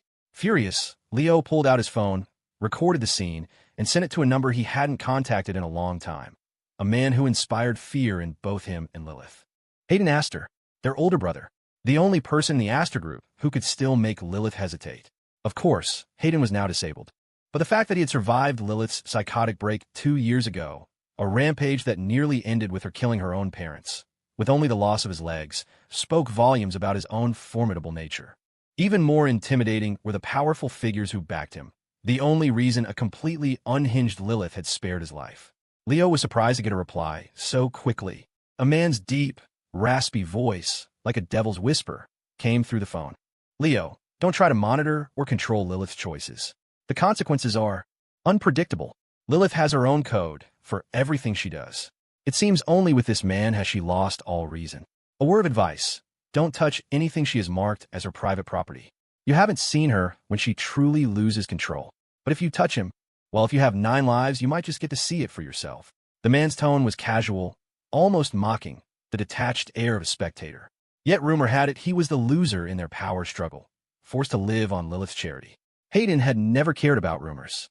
He sat in his wheelchair, looking at the image of Lilith and Jax projected onto a large screen. He could read lips. He watched their exchange, a slow smile spreading across his face. TSK, so our cold, heartless Lilith has finally learned how to love, and she's willing to bet the entire Astor Group on it? All for a reasonably handsome young man. How interesting. How very, very interesting. Though his words were a warning, his actions were a provocation. He sent a text to Lilith. Lilith, it's been a while since you've visited the estate. Grandpa is ill and misses you. Make time to come home, and bring a new pet so we can all have a look. The message was dripping with contempt. The man Lilith held in the palm of her hand, dismissed by Hayden as a mere pet. In the complex world of the Astor dynasty, no one would ever truly respect Jax. Of course, Lilith didn't need their approval. Ever since her own loving father had thrown her into that inhuman organization at the age of 13, she had known that family was a joke. She didn't need anyone's permission to live her life. Meanwhile, at the Astor family estate, the old patriarch, Mr. Astor, sat in a rosewood chair, looking at the photo his grandson had sent him. His gaze lingered on Lilith's beautiful face. His eyes were failing him, and he slowly put on his reading glasses. After a long silence, he sighed. If only Luna were still alive, she would be as lovely as Lilith, wouldn't she? It's been months. Why hasn't she come to see this old man? Who is this young man with her? He's quite handsome, a good match for her. If it's serious, she should bring him home for me to meet. The old man, who had retired from the family business decades ago, lived a quiet life, using his poor health as an excuse to avoid the family's internal conflicts. He appeared to be a kind, gentle grandfather. Only those who truly knew him understood that his survival in this chaotic family was a testament to his cunning. He was the most intelligent and ruthless of them all. Sir, the young miss has married, as you arranged, the old butler said, his voice low, his expression grim. Though the first 7 grooms were not fortunate enough to survive, this 8th one seems to suit her tastes. His name is Jax Pierce. His status is common, but he is young and healthy. I'm sure you will have a great grandchild soon. Miss Lilith is more fortunate than Miss Luna was. She will surely continue the Astor line. The old Astor estate was nothing but a large, gilded cage, and Lilith had personally locked this beast inside it to torture him. But a beast never stays caged for long. The Astor curse. The women never live past 25. Time was running out. Perhaps it was time for Lilith to join her sister. Yes, the old man mused. Lilith has a fiery spirit. A child might calm her down. Once a woman becomes a mother, she loses her edge. Inside the top-floor office at Astor Group, the moment the door closed, Lilith pushed Jax against her massive rosewood desk. Her professional attire now seemed to exude a raw, dangerous sensuality. The icy, heartless CEO had turned into a total smoke show. She leaned in, her eyes slowly traveling down his body to his waist. She reached out, as if to ensnare him completely. Lily, what are you doing? His voice was a little shaky. This really wasn't the place. And hadn't he seen enough movies to know that CEO offices always had a hidden private lounge? That seemed a lot safer than the cold, serious office space. TSK, what are you afraid of? She murmured. Relax. I'm not going to eat you. She leaned past him, her hand brushing his waist as she retrieved a fingerprint scanner from the desk behind him. Jax let out a long breath, a strange mix of relief and disappointment. Damn, I must have been conditioned by now, he thought. I'm constantly thinking she's going to jump me, regardless of time or place. My mind is so dirty. But was the lady of the house really so innocent? Lilith took the scanner and personally recorded his fingerprint. Staring at the whorls and lines on his fingertip, she felt an urge. She licked her lips, suppressing her own wild thoughts. Lily, why don't you get to your work? He suggested. You don't have to entertain me. I'll just wait here. My time is yours today. How about I be your assistant? He was getting restless. He needed something to do. Lilith was notoriously strict about work. She had abandoned a pile of documents to come see him, so she nodded. Fine, but you are not to leave my sight. That was her bottom line. Once she found a source of warmth, she would cling to it like a vine, desperate to absorb it, to become one with it. Jax agreed. The executive office had everything, so he could even make her coffee without leaving the room. Soon, however, he was bored again. He went to the bookshelf to find something to read. As his hand brushed against the shelf, he felt a click. The bookshelf split in two and slid open automatically. Holy crap, those cheesy novels were right. There really is a secret room in the CEO's office. A dark room. The walls were plastered with photos of him. Him eating in the cafeteria, him playing basketball, him concentrating in class, him dozing off, him giving a presentation at a club meeting, and him shirtless, sweating in the gym, him tied up at Moonshadow Estate, exhausted and asleep, and one from their wedding night, him completely. Jax's face went pale. His scalp tingled, and he couldn't breathe. The inner world of an obsessed woman was pure, terrifying madness. In the dark room, his photos covered every inch of the walls. On shelves and tables were dozens of lifelike dolls, their skin unervingly smooth, their glass eyes all fixed on the doorway. It was as if they were greeting him. Lilith had been watching him the whole time. The moment he opened the secret room, a flicker of panic crossed her eyes. She quickly composed herself and walked over to him. Jax, what is it? She asked, her voice even. I had Nathan set up this room. I haven't even seen it myself yet. Is there a problem? She was already standing right next to him. Nathan? Jax could almost hear the frantic, uneven rhythm of her heart. No problem, he managed to say. It's clear your assistant is angling for promotion. He has a very accurate grasp of your tastes. No kidding, Jax thought. And what does Lilith love most? But me? Well, you must be tired, she said, having already finished the most urgent documents and handed them off to Nathan. She had cleared her schedule to communicate with Jax. Come rest with me. Her soft body pressed against his, her arms wrapping around his waist with unapologetic possessiveness. Jax, say my name, she demanded, her voice urgent. She knew he had just seen the deepest, darkest, most terrifying part of her obsession. She was afraid it had scared him, but a part of her was also excited. He knows another piece of the real me. If he was afraid, so what? She would just possess him so completely, keep him so busy, that he wouldn't have time to think. It was another way of letting him understand her. She pulled him into the room. The bookshelf slid shut behind them, plunging them into dim light. Jax's throat went dry. He felt a surge of panic. Aunt Lilith, did you take all these pictures? The words slipped out, a relic of his past fear, a defense mechanism he had used to create distance. He had always tried to see her as Chloe's aunt, a respected elder. The guilt of their relationship had been a heavy weight. His morals hadn't allowed him to sink so low. The moment he said it, he knew he'd messed up. Beep. Game over. He had crossed her ultimate red line. But this time, she didn't get angry. Instead, a slow, dangerous smile spread across her face. She pushed him onto the sofa in the room and straddled him. Chill, she whispered. I took every single one. Her voice was a low, thrilling murmur. And even if you're scared, baby, you're not getting away this time. A familiar, metallic clinking sound echoed in the room. A moment later, Jax felt cold steel lock around his wrists and ankles. He was completely numb. Seriously? After all the progress I made. One wrong word, and it's back to square one. Jax was photographed again. This time, his face was paler, and his neck and chest were covered in a new collection of marks. He couldn't fight anymore and fell into a deep, exhausted sleep. When he opened his eyes again, the sun was high in the sky. He had slept the entire night in Lilith's office. He pushed himself up, his body aching, and opened the motorized curtains. Bright sunlight flooded the dark room, as if trying to cleanse the space of the previous night's activities. Lilith was truly insane, but for him it had also been a novel experience. He sat up. The spot next to him was cold. She had been gone for a while. His eyes fell on a familiar black card on the nightstand. He reached for it and saw that it wasn't just one card. It was a stack of 10. Next to them was a small note, written in her bold, assertive handwriting. Jax, I was out of control last night. I'm sorry I hurt you. I know you cut up the last card I gave you. These are new. You can cut up as many as you want this time. They're all activated. As my husband, you have the right to use them. Of course, I've restricted purchasing private aircraft. Otherwise, feel free to spend as you wish. As long as you don't leave me, whatever you want as compensation. I'll give it to you. Love, your Lily, degree. Jax saw the clumsily drawn emoji at the end and let out a laugh. Who could imagine the cold, domineering, pathologically possessive billionaire CEO trying to be cute for her husband? The contrast was adorable. He couldn't stay mad at her. To be honest, it wasn't like she was the only one who had enjoyed herself last night. In fact, he had been even more. His ears burned at the thought. Damn, the perks of being with a possessive billionaire. Only those chosen would ever know. He held the 10 black cards. He'd cut up one, and she'd replaced it with 10. He hadn't expected such an extravagant gesture, but he had no reason to refuse them this time.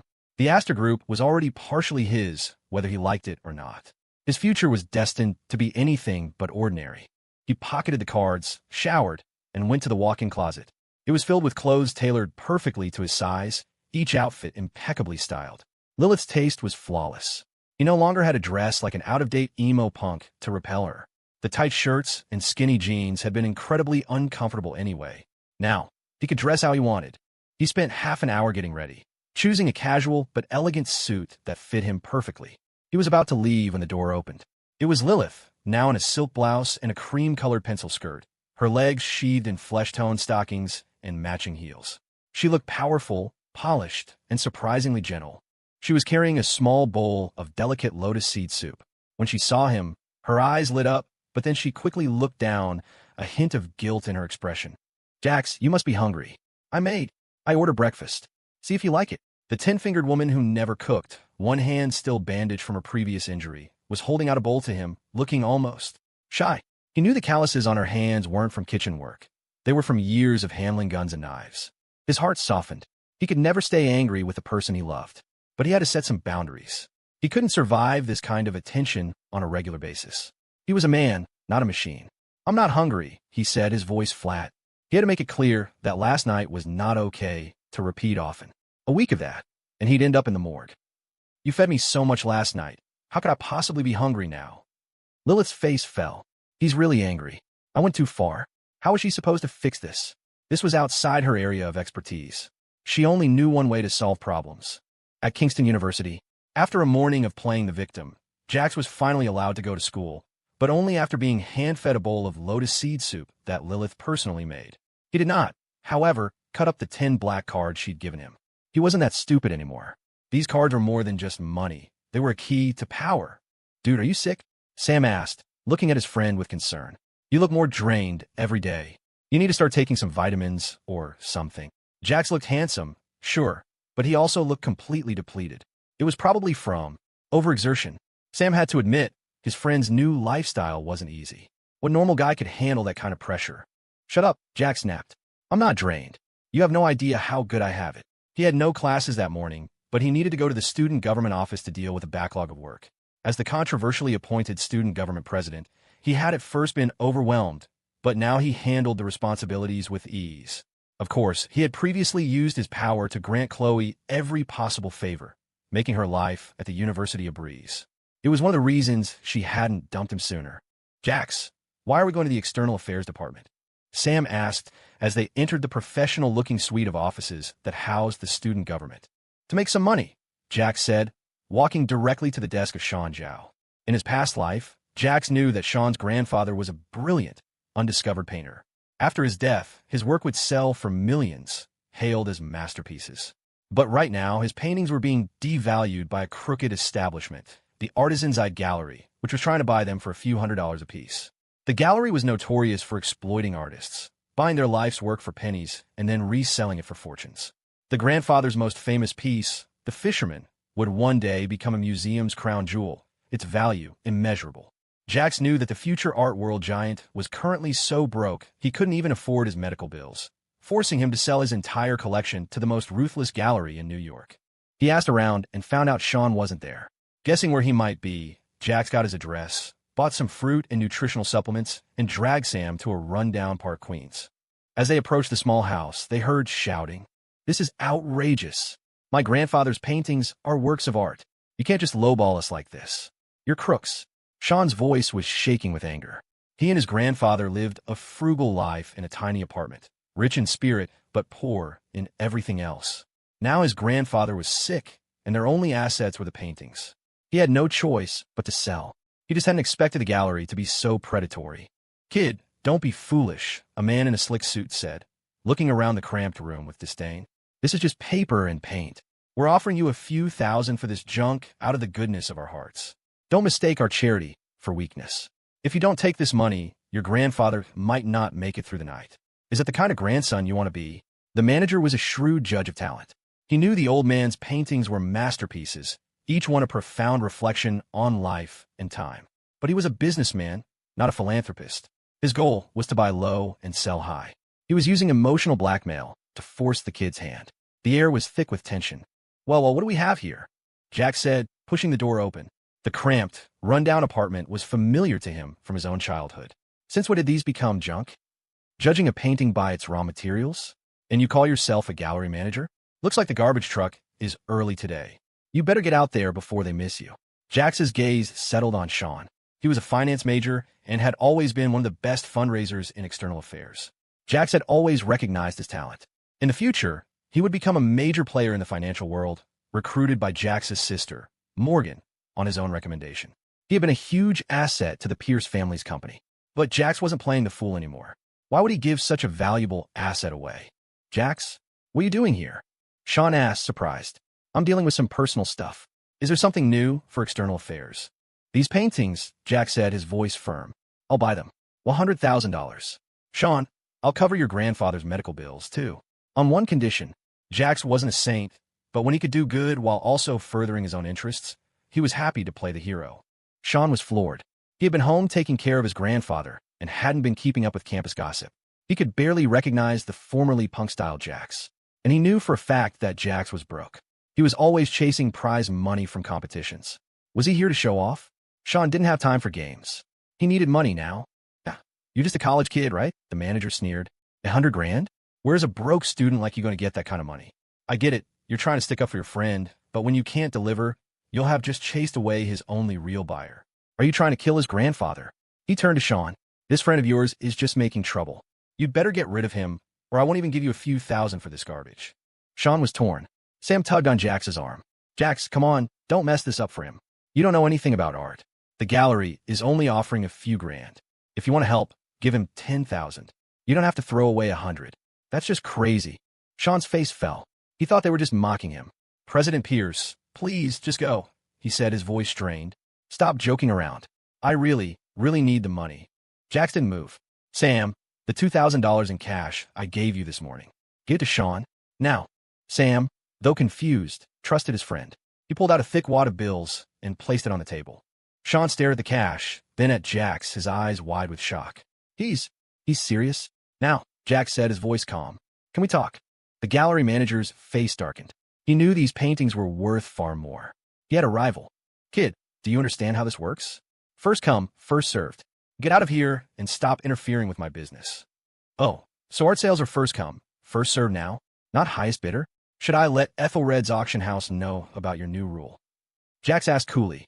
Ethelred's was the premier auction house where the gallery sold its high-end pieces to the city's elite. The manager paled. He couldn't afford to offend them. But how did this ordinary college kid know about Ethelred's? And where did he get $2,000 in cash? Maybe it was a bluff. Anyone in the know would realize these paintings were worth a fortune. Any one of them could fetch millions. 5,000, the manager snapped. "Sean, I'm doing this as a charity case because your grandfather is sick. Sell them to me right now, and I'll give you 5,000 in cash." Sean wavered. 5,000 would pay for better medical care. It was far more than he had expected. He was about to nod when a frail voice coughed from the other room. "Manager, we're not selling to you." The old man spoke, his voice weak but clear. "And young man, that $2,000 is not easy for you to earn. Thank you for being willing to part with it to save my paintings. I will sell them to you." The old man was sharp. He knew the manager was trying to swindle him. "Old man, don't push your luck," the manager snarled, his face twisting in anger. "You know our gallery's reputation. If you sell to some no-name private buyer, these paintings will never see the light of day. They'll never be recognized." He turned on Jax. "And you broke punk? What right do you have to interfere with our business?" Do you have any idea who you're messing with? Jax laughed. I don't care who you are. Go find a brain before you try talking to me again. I said 100,000, and I meant 100,000. And I will take care of your grandfather's medical bills, as I promised. A master like him deserves to be treated with respect. Sean and his grandfather stared at him, dumbfounded. Does this kid really have that kind of money? Sam just looked at the manager with pity. You have no idea, do you? The last guy who messed with my bro, he got a personal one-on-one meeting with the bottom of a freshly dug grave, courtesy of our doting lady of the house. Hilarious. If a broke college kid like you can actually pull $1 million out of your ass to buy this junk, I might even be impressed. Idiot, Jax muttered. Who the hell was this guy? Jax didn't need his approval. Sam Cole shot the gallery manager a look of contempt and told him to get lost. On the way over, Jax had told him to call for an ambulance. It was already waiting downstairs. Sam had no idea how Jax seemed to have predicted the future, knowing that Sean's grandfather was sick, but that was just how it was. Riding with Jax meant good things were coming. He didn't have to think. He just had to do. Hey kid, what's your name? The manager snarled, pointing a finger at Jax. He couldn't believe this punk had cost him such a massive sale. Landon Holt, Jax said deadpan. Kingston University. I don't change my name for anyone. You got a problem with me, come find me. I'm always available. Sean Zhao and Sam Cole stared dumbfounded. Dude, you're a pro at passing the buck. The manager stormed off, muttering curses under his breath. He wasn't giving up on this deal. The paintings had just gone from an old man and his grandson to a broke, powerless college student. This new owner would be even easier to manipulate. Just you wait, he thought. Inside the hospital, Sean's grandfather was admitted to the ICU. After setting aside 2 paintings that held special meaning for him, Sean sold the rest to Jax without hesitation. Jax contacted Mako and Rhino, telling them to send a team to collect the art and take it back to Moonshadow Estate for cataloging. He wanted every piece professionally framed and organized by style, school, and timeline by an expert appraiser. In the hospital corridor, Sean finally spoke. Jax, I'll accept your offer. At first, Sean thought Jax was lying, but it was all real. His grandfather was getting the best possible care the moment they arrived. And after Jax got his account number in the car, $1 million had been wired directly to him. With the $20,000 in cash from earlier, Jax had given him a total of $1,020,000. Was he really worth that much? The extra $20,000 is a show of good faith, Jax said. I'm formally inviting you to be one of the founding partners of my new company, JX Tech. Jax was a sophomore, and the department's internship requirement was looming. But thanks to the Pierce family's bad-mouthing, he couldn't find a single position in his field anywhere in New York City. No one would hire him, which meant he couldn't get his internship form signed. He knew it was a power play by the Pierces, a way to put him in his place. But who said you had to work for someone else to complete an internship? He could be his own boss and sign his own damn papers. Work for someone else? Never again. Not in this lifetime. Was being a kept man not good enough? Was being his own boss not better? A company? You started a company. Sean's eyes widened. Okay, I'm in. I'll follow you. In his past life, Sean had also chosen to follow Jax. But Jax, seeing his immense talent, had thought he would be better suited to help his eldest sister's finance firm. He had personally recommended Sean to Morgan Pierce. Good, Jax said, satisfied. He had already spent $30 million to lease an entire floor of a downtown skyscraper for the new company headquarters. With that settled, Jax turned to leave. As he reached the end of the hall, a familiar figure stepped out from a room, nearly colliding with him. Jax quickly stepped back, a wave of revulsion washing over him at the familiar presence. Morgan Pierce's headache had finally eased a bit. After working all night, she had come to the hospital for a follow-up. Seeing Jax was an unexpected surprise. She was dressed in a chic, London-inspired long coat, its minimalist lines exuding an understated elegance. Beneath it, she wore a linen silk blend blouse and a high-waisted pencil skirt that accentuated her waist, giving her an aura of sharp, sophisticated authority. Morgan paused. A sense of knowing settled over her. Of course. He was worried about me. He followed me to the hospital. She saw Jax turn to leave. He's probably embarrassed I caught him caring about me, she thought, and called out to him first. Jax, did you come all this way just to bring me my massage oil? I've had this headache for days. It took you long enough. Were you trying to let me die from the pain? Jax stopped in his tracks, a string of question marks floating over his head. Was she out of her mind? Morgan, are you a sewer rat that took a dip in the ocean and now thinks it's lobster? He sneered. If you don't have a mirror at home, surely you have a toilet bowl. If not, I can have Sam here piss in a cup for you. Sam's eyes widened. Huh? The crude words made Morgan, who prided herself on her refined and noble bearing, go cold. She immediately adopted her big sister tone. Jax, you are unbearably coarse. You can't compare to Caleb's good manners and education. 4 years with the Pierce family, and you still haven't absorbed a shred of high society culture. Do you plan to spend your whole life as a disgusting rat in the gutter? You're so repulsive. You don't deserve to be my brother. Morgan's disgust was palpable. If it weren't for her splitting headache, she wouldn't have stooped to even thinking about Jax, let alone his oil. And now he was deliberately provoking her. Her pride as the eldest sister made it even more impossible to ask for the damn massage oil now. Funny you should say that, because I have zero interest in being your brother, Jax shot back. And a good dog doesn't block the path. So move. Morgan was furious. The headache, already severe, intensified. She pressed a hand to her forehead, her face turning pale. The worse she felt, the more determined she was not to let him leave. Stop. I know you've always been unhappy that I favor Caleb, but it's a fact that you're inferior to him in every way. As your older sister, I'm not trying to just criticize you. How about this? Leave the massage oil, admit your mistakes, and I'll take you back to the family. You can go kneel and beg Mom and Dad for forgiveness, and I'll personally plead your case. You'll only have to spend 2 days groveling at the estate. Jax, that's the best I can do for you. She paused, thinking she was adding a trump card. You need an internship, don't you? As long as you agree, you'll still be a young master of the Pierce family. No one will dare refuse you a job. Morgan's expression turned haughty, as if this was the best possible outcome Jax could ever hope for, a prize to be won only through desperate apology. TSK, that's hilarious, Jax said. What, does the Pierce family have a throne I'm supposed to inherit? I have to get on my knees and beg to be let back in? The monarchy fell a long time ago, princess, and delusional fantasies are a dead end. Besides, didn't you always say my calming oil was useless? That it was Caleb who improved your mood and eased your headaches? Well, if your head hurts, go find your precious little brother Caleb to soothe you. What the hell does it have to do with me? With that, Jax turned and strode away without a backward glance. Morgan lunged, trying to grab his arm. Jax, did I say you could leave? She screeched. I am your older sister. You will listen to me. Forget the oil for a second. Did you or did you not hack into the company's servers and delete the confidential files? Hand over the backup now, or don't blame me for taking you to court. These past few days, Morgan hadn't just been suffering from headaches. She'd been desperately trying to find a hacker to repair Pierce's financial's internal systems, all to no avail. Combined with Jax's recent defiance, she was sure this was his revenge. Go ahead, sue me, Jax said dismissively. You have proof? Or are you just blindly believing Caleb's lies again? As I recall, you gave Caleb the password to the Pierce financial database the first chance he got. As for me, you've never trusted me. How would I even have the password? Leaving that loaded question hanging in the air, Jax walked away without an ounce of pity. He'd been framed by the Pierces so many times he was numb to it. There was no more sadness or disappointment, just a profound sense of exasperation. Did they really think he was still the same old doormat? Jax and Sam left the hospital and drove to the downtown skyscraper. The brand new office was directly across from the Astor Group headquarters. Jax had specifically paid an extra $5 million in rent to secure the top floor of the building. His office wasn't as high as Lily's, but it was the closest vantage point to the Astor Group's CEO office in the entire complex. Dude, we're finance majors, Sam said, looking around the empty space. Why are you starting a tech company?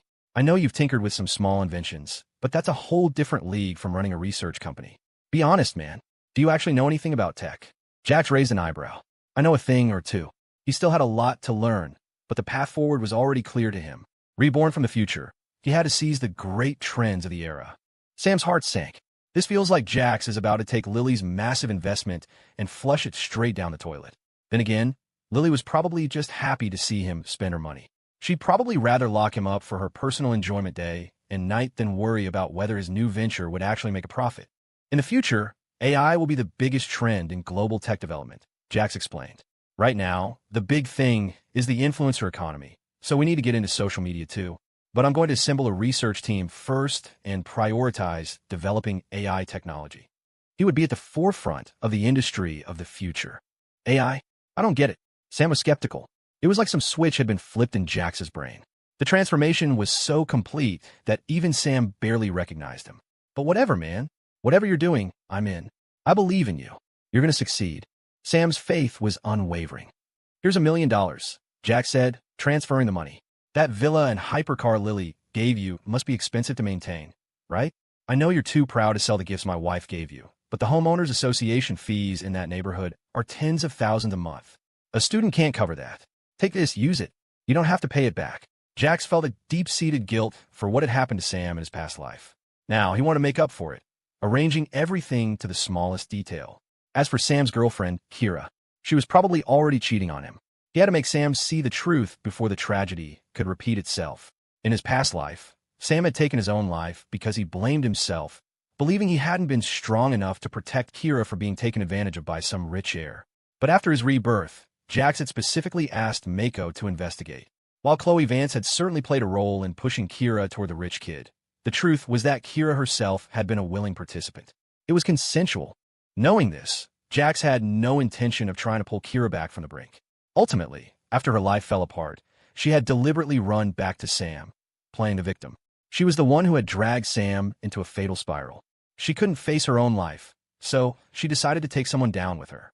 If she had to blame someone, it should have been the rich heir who ruined her. Instead, she exploited Sam's kindness, forging him into a sword for her revenge, driving him to a point of such despair that he ended his life to clear her name in the court of public opinion. As if that could somehow beautify the fact that she had sold her body for vanity. Not in Jax's book. He wouldn't let Sam repeat that mistake. As for Kira, he would respect the consequences of her choices. He would allow things to happen and coldly watch her reap what she sowed. Whoa, dude, you're too good to me.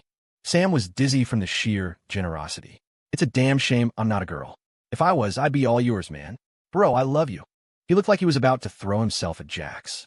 But the next second, Jax shoved him away. Not interested in guys, Jax said flatly. And definitely not. Whatever you are. He feigned a gag. Sam just laughed, looking genuinely happy, and the guilt in Jax's heart eased, if only a little. Hey, I'm not whatever. Ugh. The sprawling office floor was already furnished with desks and cabinets. All it needed were computers, printers, and other equipment. Jax transferred another sum of money to Sam. This time, the $200,000 he'd squeezed out of Sierra. He kept a running tab of every penny of his wife's money he spent. A man could accept seed money from his wife, but he had to pay it back 1,000 times over in the future. Back at Moonshadow Estate, Lily was in the study handling some work, while Jax was drafting a business proposal. In his past life, he'd managed all of Morgan's most difficult projects at her finance firm, even writing many of the proposals himself. He was experienced in the process of starting a company, but it was still a lot of work. Lily finished her tasks and noticed Jax's attention was completely absorbed by something else. A flicker of unease stirred within her. Jax was engrossed in his proposal, but he was also keeping one eye on his Yandra wife, making sure she wasn't hungry or thirsty. Even while working, he was quick to refill her water or bring her dessert. Now, feeling her discontented, slightly resentful gaze on him, he stood up and walked over to where she sat in her large office chair. He gently stroked her cool, pale cheek with his rough fingertips. "Babe, you hungry?" he murmured. "What do you want to eat? I'll go cook." Jax glanced at the clock. It was already 1 a.m. They were a pair of workaholics. "No need," she said. "What are you working on?" "I heard you started a company. If you run into any operational difficulties, you can ask me. I can guide you, teach you the ropes." The news of Jax's company naturally hadn't escaped her notice. In fact, seeing him willing to spend her money gave her an unprecedented sense of security. The old Jax had been repulsed by any financial entanglement with her. Now, he was happy to use her money. Did that mean he finally saw her as one of his own? A genuine joy bloomed in her heart. She couldn't help but wrap her arms around his firm waist, pressing her face against his chiseled abs. "You're helping me so much," Jax teased. "Aren't you worried that if I get rich, I'll just run away?" "Not worried," she purred, her voice a low hum against his stomach. "This little venture of yours isn't big enough to escape my grasp." "Is that so?" Jax knew she was right. For now, his company was just a small-time operation.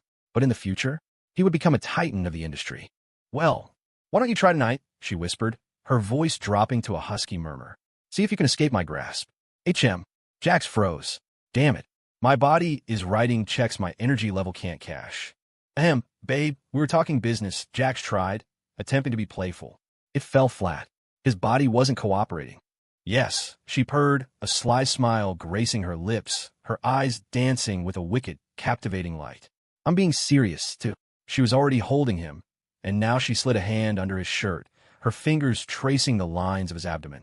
It felt like her touch was just moments away from striking a critical blow. Jax's body went rigid, a flush creeping up his neck. How do you handle a Yandra wife? Asking for friend. It's urgent. Lily gave him no time to be shy. Her slender fingers toyed with his abs. A good body, she mused, was truly a man's best dowry. She was exceptionally pleased with his. Jax, sit down. Lily stood up, vacating her throne-like office chair for him. Then, the domineering, bewitching woman sat squarely on his lap, wrapping her arms around his neck and resting her head gently in the crook of his shoulder. Her sudden docility was startling. I looked at your business plan, she said softly. The idea is excellent, and it's very feasible. The man I chose is truly exceptional. You're destined for bigger things. I believe you can make this company a huge success. More than her sudden softness in his arms, it was her unconditional trust that shocked Jax. At the Pierce household, no one had ever believed in him. But here, with Lily, even after he had rejected her countless times and told her to get lost, she still trusted him, even gave him everything without question. To have a wife like this, what more could a man ask for? Jax swore to himself that he would treat her better, so much better from now on. Lily, are you really so confident in me? He asked, still a little dazed. This concept can't lose, she said. Of course, if you need help finding talent for AI development, the Astor Pierce International Group will always be your backup. Jax, you're also my eternal sanctuary. She paused, her voice tinged with a soft, fragile quality. Don't leave me. In this world, you're all I have left. The fiercely domineering heiress, usually bristling with aggression, sounded so different tonight. Had something happened? Lily clung to him, her weight negligible as she leaned into his embrace, her eyes closed, as docile as a harmless kitten. A wave of tenderness washed over Jax. He leaned down and kissed her between the eyebrows. The soft touch landed on a heart he knew had long been cold and merciless. Don't be afraid, Lily. No matter what happens, I will never leave you. Sleep now. Jax carefully gathered her into his arms, preparing to carry her to the bedroom. His business plan seemed insignificant in comparison. He lifted her effortlessly, a princess carry, and started toward the bedroom. Once they were inside the room, Lily slowly opened her eyes. Her fingertips drifted to the buttons on his collar as she whispered in his ear, Jax, I haven't bathed yet. I'm tired today. Will you wash me? Jax's steps faltered. He nearly dropped the beautiful woman in his arms, but his self-control held steady. What? I don't know if that's a good idea. He couldn't help but blush. Lily was the only woman he'd ever been with. Chloe had barely let him touch her hand. His entire exploration of women came from Lily, and every time, he had been left wanting more. But he had never been the one to take the initiative. Out of shyness, most of their encounters had been in the dark, with Lily tormenting him in various ways. But now, he was supposed to personally bathe her. He wouldn't have dared to do that in his past life, even if she'd threatened to kill him. What was she planning? Was this a test of his self-control? What's not good about it? She purred.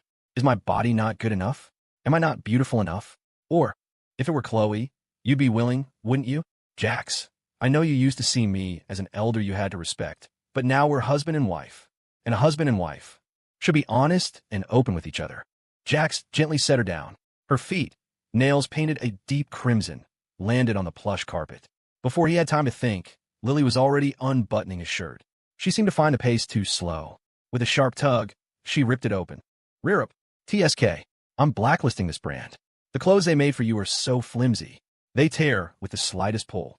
Lily said, playing the innocent aggressor, looking up at him with a coquettish smile. The high and mighty CEO by day was so wickedly seductive at night. Jax's throat tightened. He felt a wave of heat. You're right, Lily, he managed to say. I should overcome this. As a man, I should be the one to take the initiative, not let you always have this insecurity and be the one to act on it. I'll go run the bath. You wait for me, okay, babe? With his shirt now torn and discarded on the floor, Jax oiled his feet and bolted for the bathroom. Crap. Not only was he running on fumes, but the sudden excitement sent a rush of heat to his head and gave him a nosebleed. He quickly grabbed a towel to wipe it away and started filling the tub. The master bathroom in Moonshadow Estate was massive, more like a small swimming pool. But the automated systems were highly efficient, and the water began to pour out at the perfect, preset temperature. Looking at it all, Jax couldn't help but think again, being rich is fucking awesome. He had truly been a fool in his past life, taking this for granted. He'd almost used this beautiful, enormous bathtub to drown himself just to force Lily to let him go. He'd really gone down the wrong path. As the water level rose, sending clouds of steam into the air, Jax heard a sound behind him. He turned, and another wave of heat rushed to his head. The nosebleeds started again. Lily had changed out of her professional attire and was now wearing a black lace nightgown. The sexy cut revealed her long, slender, perfectly straight legs. Her wavy, dark red hair was loose, cascading over her shoulders and the swell of her chest. She looked like a soul-stealing siren, absolutely breathtaking. Lily's red lips parted. She blinked when she saw his nosebleed, then let out a soft laugh. "Jax, so full of vigor, are we? It seems I'll need to get you some medicine to cool you down." She walked closer, perching on the edge of the tub. "Husband, what are you waiting for? First, help me take this off. Then, you can rub my shoulders." As she spoke, she turned, presenting her back to him. The silk nightgown was held together by two simple butterfly knots, one at the nape of her neck and one at her lower back. It looked like all he had to do was pull. Jax shook his head, trying to clear away the wild thoughts. Lily trusted him so much. He couldn't let his base instincts take over. Besides, her back was so pale, so smooth, so flawless. It would be a shame not to do cupping on it. With that bizarre thought, he moved closer, gritted his teeth, and pulled both knots at once. He heard Lily let out a soft gasp. His vision filled with an expanse of pale skin, and his own face flushed red. Splash! Lily slid gracefully into the water. Jax swallowed hard. Well, we've come this far, he thought. Might as well give her a massage. Coincidentally, he'd brought all the calming essential oils from the Pierce house with him, not leaving a single drop for them. "Lily, you stay right there. I'm gonna go get the oil." Lily slowly glided to the edge of the tub, resting her head on her folded arms. "So my Jax has a romantic side, does he?" "Oh God," Jax screamed internally. "It's calming oil, not come-on oil." In the bathroom, Jax was sweating bullets. Giving his Yandera wife a massage with calming essential oils in a steamy tub had an unexpected effect. Nothing was calmed, and he was nearly annihilated. Fortunately, at the last moment, his sanity took over, and he managed to steer his wandering hands back onto the correct path. That night, his dreams were filled with the image of Lily lying on the massage table in the tub, looking back at him with an expression that was both hesitant and full of longing. It was a sin, a true sin. Luckily, Lily had been exhausted from work lately, and being near him always helped her sleep soundly. The scent of Jax, mixed with the fragrance of the calming oil, lulled her into a deep slumber in the misty bathroom. Seeing her asleep, Jax's nerves finally relaxed. He let out a sigh of relief.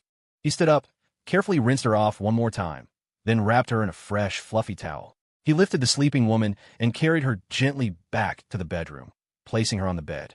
But after all that, Jax didn't climb into bed himself.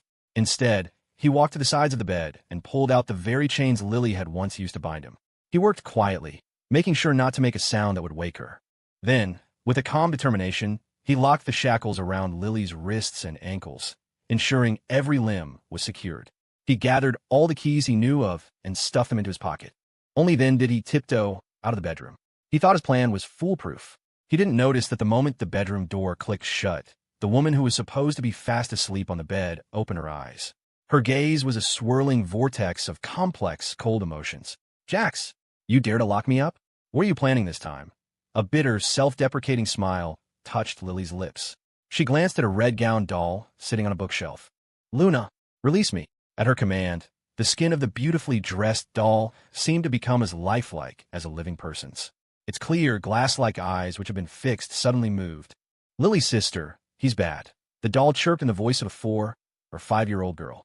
The sing-song, childish tone was utterly eerie in the dead of night. "He doesn't want you anymore. Luna does." Then, the red-gowned doll began to move. If Jax had been there, he would have recognized it. It was the same doll Lily had clutched in her arms in his past life on the night she had slaughtered the Pierce family, its face smeared with blood. Back then, the doll's mouth had seemed to hold the undigested remnants of flesh. In the master bedroom, the sound of chains clattering to the floor was the sound of the bloodthirsty Heiress regaining her freedom. She changed into a red dress, her bare feet silent on the plush carpet as she glided out of the room. After locking up Lily and carefully drawing the curtains in the master bedroom, Jax slipped out and took up a position by the living room door. He checked his phone. It was almost 2 a.m. The date was right. The time was right. He was lying in wait for Leo Astor, who, in his past life, had deliberately lured him to the basement to terrorize him. Sure enough, just as he hid behind the door, a shadowy figure snuck into Moonshadow Estate. The figure moved unimpeded up to the second floor, stopping at the door to the room where Jax had often been locked up as punishment. He produced a key, unlocked the door, and stepped inside. Huh, I heard Jax was being punished in here, Leo muttered. Why is no one here? Leo was puzzled. He had specifically chosen tonight and brought a whole bag of high-potency itching powder to teach Jax a lesson. The Astor family was not a place Jax could act out of line. This place was named Astor, not Pierce. In his past life, at this exact moment, Jax had angered Lily and was being punished, chained to the large bed in this room. To prevent his escape, he'd been deprived of food for 2 days, given only water, and was extremely weak. On that night, Leo had bribed a guard at Moonshadow Estate and used his family credentials to slip inside and enter Jax's room. He had first dumped a whole bag of itching powder on him. Then, he had dragged him to the entrance of Lily's secret basement, a place he had only peeked into before. He had a vague idea of Lily's terrifying, cruel methods. But the full-blown terror that made him want to flee from her, all of it stemmed from that one night. Leo had shoved him into the dark room, where Lily supposedly went to control her sickness, to suppress her madness. He made him look at the tools, one by one, which looked like instruments of torture. The chains were child's play. There were saw-toothed hooks, an axe with a handle as thick as an arm, even ancient torture devices like a blood dripper and a steel-plated bed. He had been locked in Lily's dark rooms many times, but he had never seen a room so horrifying. At that moment, he thought he had glimpsed the darkest, most vicious side of Lily. He just wanted to escape, but the itching powder held him back. Even a small amount was enough to drive a person mad, an itch that felt like it was clawing at his heart and lungs. Leo had poured an entire bottle on him. It wasn't just his skin that itched. He felt like insects were crawling inside his bones. He scratched frantically, breaking the skin, trying to claw at the pain in his bones. He crawled slowly toward Lily's so-called torture instruments. If I just cut open my flesh, maybe it won't itch so much. He had thought that then. An axe appeared before his eyes. It was Leo, holding it out. Jax, use this. Slit your arm open. The itching will stop. The itching was unbearable. As if possessed, he had reached out, taken the axe, and brought it down toward his own arm. The bone-deep itch was more piercing than any physical sensation. His nails had already torn his skin to bloody ribbons, but he couldn't feel the pain. It was completely eclipsed by the itch. The moment the axe blade bit into his flesh, searing pain finally overwhelmed the itching. His mind cleared with a deafening buzz, and he stopped himself from pressing down any harder. Seeing this, Leo's triumphant smile faltered, his eyes filled with a dark resentment. What are you stopping for? Keep cutting. Jax, you're a worthless piece of trash. You'll never be worthy of my sister. The fact that you can even touch the hem of her skirt is a blessing. But you're a fool who doesn't appreciate his good fortune. You dare to bully her again and again. Now you're going to pay for it.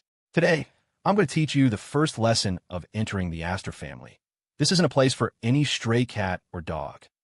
As Leo spoke, he moved to grab the axe from Jax's hands to help him continue cutting. In that moment, Jax truly understood. There was not a single normal person in the Astor family. They were all psychos. If Lily wasn't the craziest of them all, she would have been devoured by this pack of lunatics long ago. At that time, Jax had been curled up on the basement floor, the pain in his arm providing only a slight reprieve from the itch. It wasn't enough. He could only writhe on the ground, in a state worse than death. In that moment, he had hated Lily with every fiber of his being. It was she who had dragged him to Moonshadow Estate and imprisoned him, turning him into a plaything for her insane family to torture at will. But before he died, as Lily curled up his arms, she had clung to his neck and whispered, Jax, I cut off my brother's hand. They were right. I'm a monster. I can harm my own flesh and blood without a second thought. I never wanted my hands to be stained with so much family blood. They forced me. Jax, if there's a next life, I hope my hands can be clean. I want to be the kind of pure, innocent girl you like. But I can never be that now. I won't give anyone the chance to bully you. At that time, Jax had just let her lean on him, tears streaming down his face. He had wanted to reach out, to stroke her hair and comfort her, but he found he no longer had the strength to even lift his hand. Pain. It was too much pain.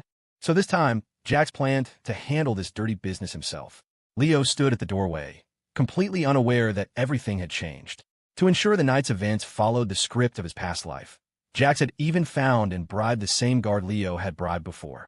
All for this one night, for his revenge on Leo. He had to do it himself. Leo looked at the empty room, a flicker of suspicion in his eyes. But this was Moonshadow Estate, and he was half a master here. He boldly walked in, clutching the bag of itching powder. He saw a raised shape under the covers on the bed. Looks like Jax is so exhausted from his ordeal that he's fast asleep. Good. Makes things easier for me. Leo strode forward and, just as he had in the past, dumped the entire bag of itching powder onto the figure on the bed. The next second, the blanket was whipped up and the cloud of powder was flung directly back into Leo's face. He stumbled backward, falling to the ground in terror. Jax, how are you not in the bed? You ambushed me. Leo was furious. He was the young master of the Astor family, Lily's own brother. Even if he did something to Jax, the worst his sister would do was give him a harsh lesson. And if one harsh lesson could get rid of Jax and stop him from pushing his sister to the brink again, it was all worth it. His sister had told him to stay out of it, but he had heard the rumors. Jax's repeated escape attempts were agitating her. She had a genetic illness. She wouldn't live past 25. If Jax kept provoking her like this, he was afraid she wouldn't even make it to 22. Getting rid of Jax was imperative. And in his past life, he had almost succeeded in killing Jax. It was only because Jax had incredible luck that Lily had appeared at the critical moment. She had lunged toward Jax, then used a scythe to slice off 2 of Leo's fingers. Leo, you touch him, you die. Leo had stared in disbelief, retreating with an innocent, wounded expression, holding up his hands. Sister, he's not worthy of you. He still has another woman in his heart. He's not worth it. Lily hadn't wasted words. She'd had her men tie him up. Tell me who put you up to this. Otherwise, you know my methods. Before losing consciousness, Jax had felt his life draining away, his body turning ice cold. But then, something hot had splashed on his cold face. Lily was holding him, the proud, vicious Heiress, now as fragile as a glass doll, looking like she could shatter at any moment. Jax, I love you. I won't let you die. If you really die, I'll have a double coffin made, and I'll hold you just like this as we're buried. We'll be together, even in death. Jax, filled with venomous hatred, had pushed her away, shaking his head and spitting out with what little strength he had. No, I don't want to. You psycho, stay out of my grave. And now, Jax stood in the same room. He watched coldly as Leo, just like him in the past, writhed on the floor in agony, twisting like a maggot. You reap what you sow. But this little bit of revenge wasn't enough.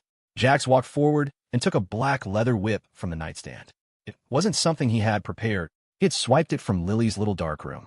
He glanced down at Leo, who was starting to claw at himself. The privileged young master's pale skin was quickly covered in bloody scratches. But it wasn't enough. Jax methodically pulled a pair of gloves from a drawer and put them on.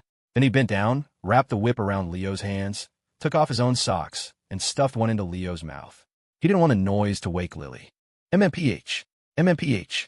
MMPHH. Help me. Jax is insane. Jax dragged Leo out of the room by the whip. The friction against the floor only made the itching worse. He wanted to scratch, but his hand were bound.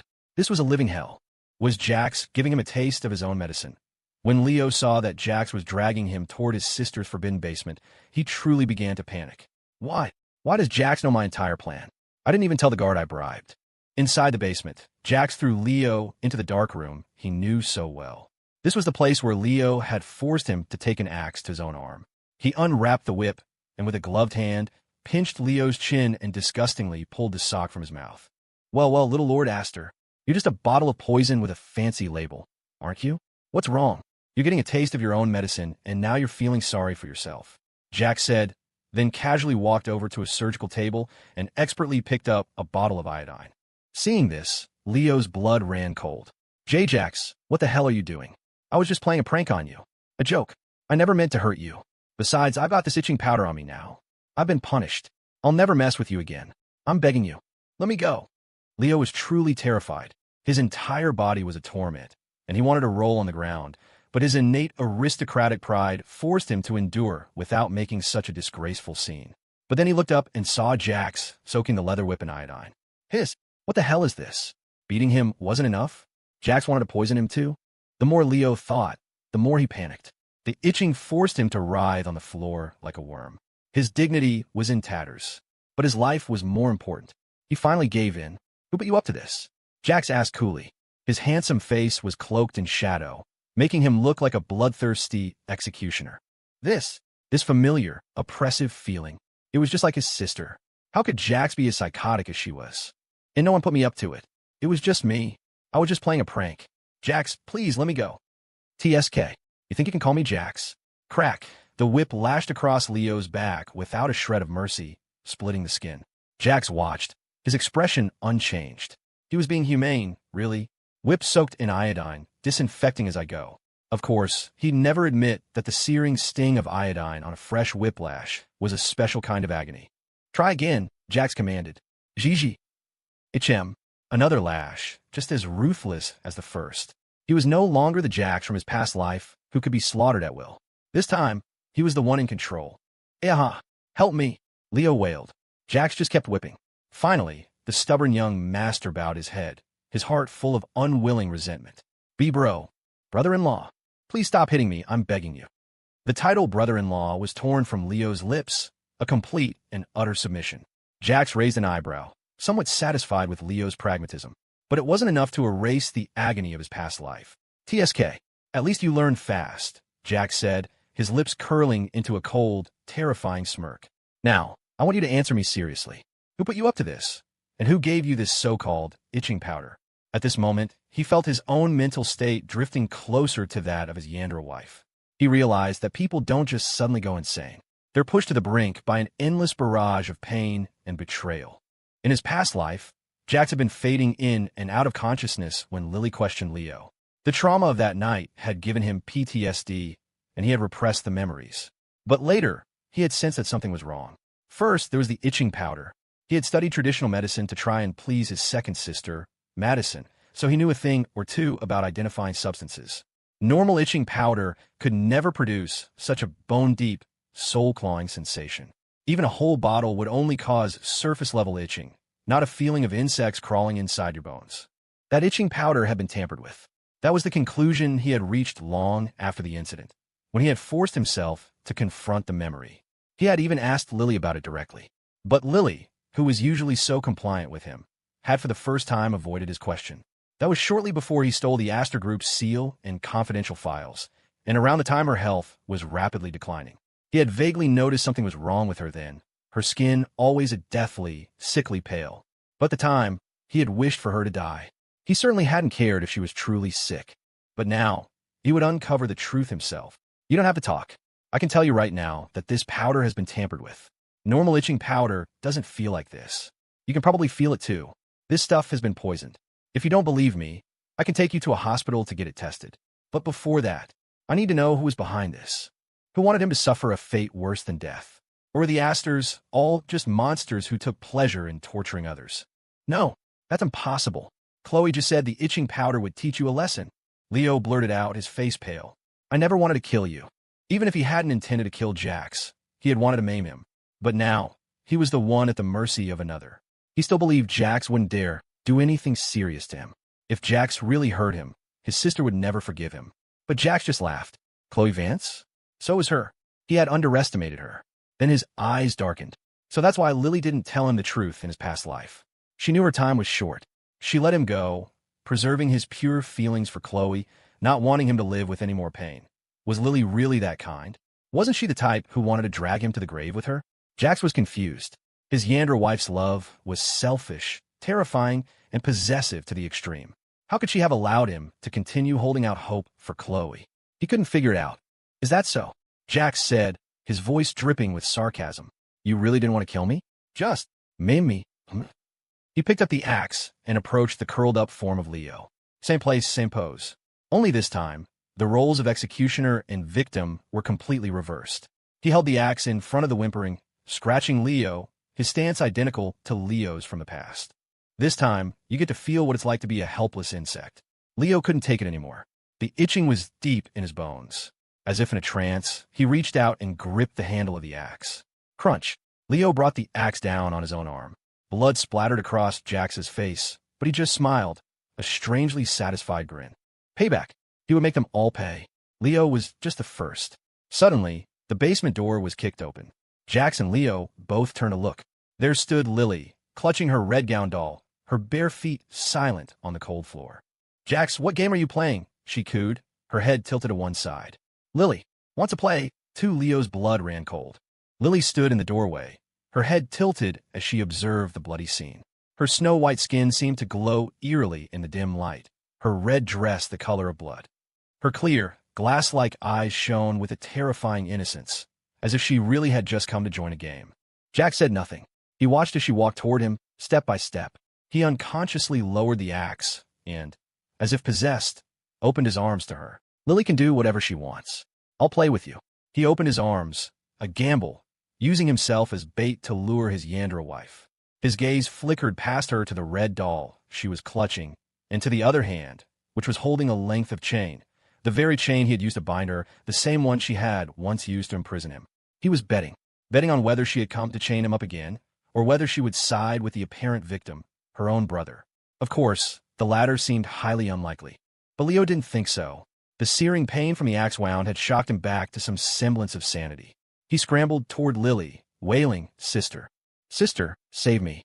Jax is trying to kill me." Like a drowning man grasping at a straw, Leo was just short of hugging her leg and sobbing. He was, after all, only 17, a boy whose entire world revolved around his sister. Right now, Lily was his last hope. "Save you." Lily's voice was cold as ice. "Why don't you start by explaining why you're in Moonshadow Estate tonight? Was the whipping I gave you last time not harsh enough? Did the scars heal so fast you've already forgotten the pain?" Her eyes were glacial. The moment she saw the scene, she had pieced it together. Leo had been used to harm Jax, but Jax had turned the tables on him. The gash on his arm was a punishment of his own making. "Sister, I was wrong. I'll never do it again." Leo burst into tears. His sister was standing right there, but her eyes were fixed on Jax, as if he didn't even exist. It made him burn with jealousy. It made him break. He was her only remaining family in this world, the only one who still stood by her side. And this was how she treated him? He wasn't even worth a fraction of Jax's notice. Lily didn't even glance at the boy on the floor. The massacre on her coming-of-age night had been so brutal, her ruthlessness toward her own family so complete, that she had tried to hold onto the last shred of her humanity by tolerating this brother she was not particularly close to. But Leo kept crossing her lines, again and again. Was he trying to force her to destroy that last inch of her own conscience? Lily's body trembled with rage. Her suspicions about Jax trying to escape vanished. The chain in her hand fell to the floor, landing squarely on Leo's head. Leo flinched. In 2 quick steps, Lily launched herself into Jax's open arms. The warmth of his broad shoulders and the familiar scent that drove her wild filled her with an unprecedented sense of contentment. Jax caught her securely, completely disarmed by her sudden embrace. "My Lily is so damn cute," he thought. The way she wanted to be held, so soft and cuddly, was like a lazy, affectionate calico cat. Lily wrapped her arms around Jax, her legs shamelessly encircling his waist. She clung to him like a koala, and a glint of bloodlust flashed in her eyes. She lowered her head and bit down hard on his neck. Pain, the taste of blood. Only this could make her feel like he was real. Jax didn't run away, and Jax learned to fight back when he was bullied.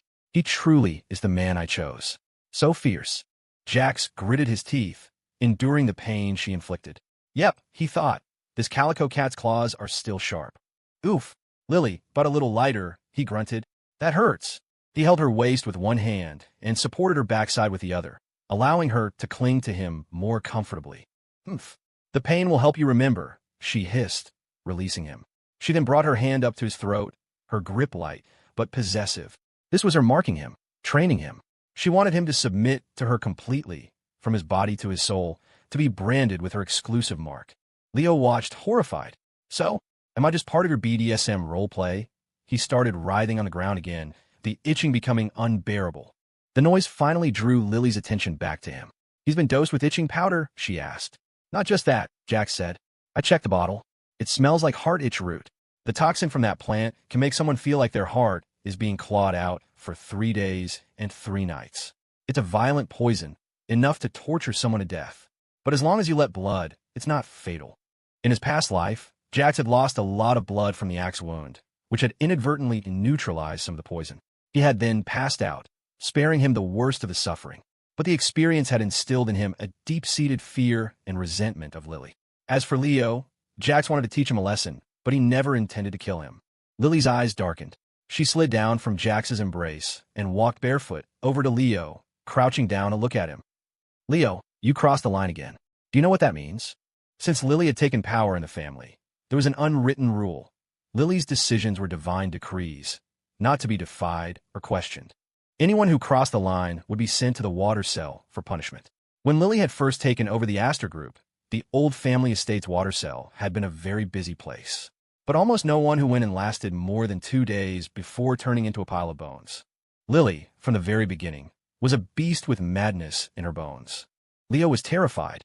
He curled into a ball, finally resigning himself to his fate. Sister, just kill me. It's fine. It's not like you care about me anyway. All you care about is this bastard Jax. Yes, Lily said, nodding in satisfaction. It's good that you know. The woman's dark red hair fell over her shoulders, her red dress and pale skin a stark contrast. Without her usual domineering makeup, her face looked almost innocent and harmless. Leo stared. What the hell? Jax must have put a curse on her. You should be glad, Leo. The water cell is full, Lily said slowly. To Leo, it sounded like a divine pardon. If I knew it. She still cares about me. The next second, Lily turned to Jax. Click. Whoosh. In one fluid motion, she unbuckled Jax's belt, yanked it free, and brought it down hard on Leo's back. Crack. The pain was somehow worse than the whip. It was a live-action reenactment of a dark nursery rhyme. The belt from a loving sis on her naughty brother's back it hits. Seeing he's not dead or gone, she beats him till the break of dawn. That night, Leo's screams echoed throughout the estate. Mr. Sterling, who was sleeping next to the great white lion, the general, heard the cries and instinctively burrowed deeper into the lion's thick fur. The general might look terrifying, but Mr. Sterling had been secretly feeding him prime cuts of meat for weeks and had established a good rapport. As long as the general was well fed, he had no interest in the 100-odd pounds of old flesh on Mr. Sterling's bones. Sounds like the young master is getting a beating, he mumbled. Well, if he's getting beaten, then they can't beat old Sterling. Adhering to the principle of better you than me, the butler snuggled deeper into the lion's den. After a night of strenuous activity, Lily and Jax were both exhausted. They slept, wrapped in each other's arms, until noon. Leo was carried out of the estate early in the morning. Mr. Sterling, being the most familiar with the goings-on at the local hospital's intensive care unit, was naturally reinstated to his official duties. As he helped carry Leo out, he could barely look at the web of welts and bruises covering the boy's body. Nathan, my boy, the tides have turned at Moonshadow Estate. Mr. Sterling sighed. From now on, I fear it will be Jax's world. Nathan rolled his eyes. They turned a long time ago. You're always the last to know. Mr. Sterling scowled. You're the one who's full of it. Having given Leo his lesson, Jax was back to full strength. That afternoon was the National Collegiate Science and Innovation Competition. After waking up, he quickly got ready and headed to the university. Of course, before he left, Lily pulled him back, wrapped her arms around his neck, and kissed him breathless before finally letting him go. What's so bad about having a Yandra wife? Jax thought. Well, there's the fact that my body is frequently covered in an irregular pattern of bruises. The exclusive brand of the great Miss Astor. At Kingston University, the venue for the National Collegiate Science and Innovation Competition was abuzz. The regional finals were being hosted at Kingston this year, so the university was taking it very seriously, having already held a campus-wide selection process. The hall was filled with talent, brilliant young minds from various universities, all of them prodigies with an undeniable air of pride. Caleb Pierce stood among them. After his parents had taken him home the day before, he'd received some basic treatment for his injuries, and the bruising should have started to fade. Instead, his face was a mottled palette of colors. Anyone with eyes could see he'd been brutally beaten, and the person who would dare to beat Caleb Pierce could only be the newly powerful sugar baby turned tycoon, Jax. The Pierce family was also taking this competition very seriously. They were united in their belief that Jax had stolen Caleb's research. Having failed to punish him at home, they would publicly expose him here at the competition and ruin his reputation. He would no longer be allowed to enjoy the fruits of Caleb's labor. Jax, the thief, didn't deserve it. He didn't have a right. Jax was dressed in a comfortable, casual outfit, a baseball cap pulled low over his eyes. He started to walk into the crowd, one hand casually tucked in his pocket, where a nondescript USB drive rested. He was stopped by a figure blocking his path. Jax raised an eyebrow, not surprised in the least.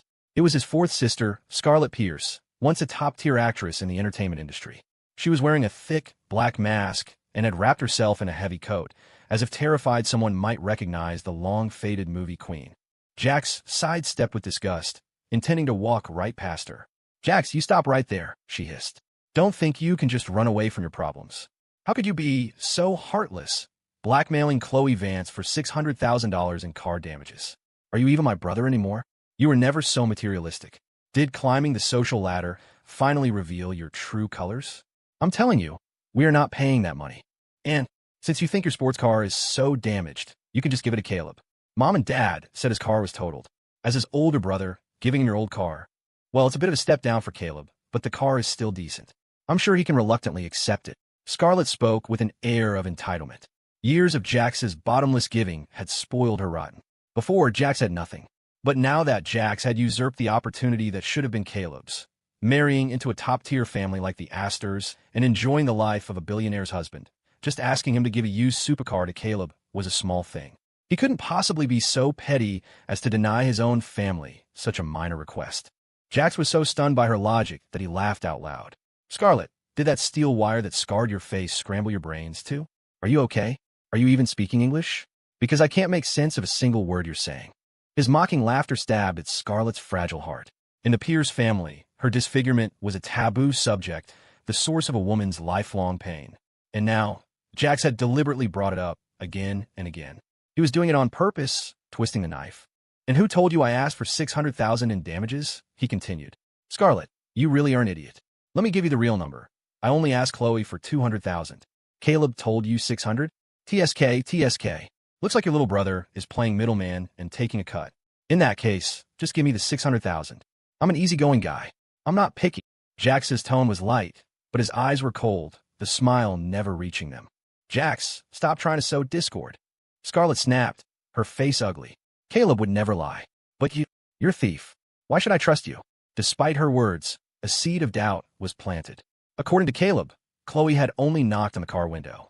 For Jax to demand $600,000, a sum he knew Chloe couldn't possibly afford, did seem unlikely.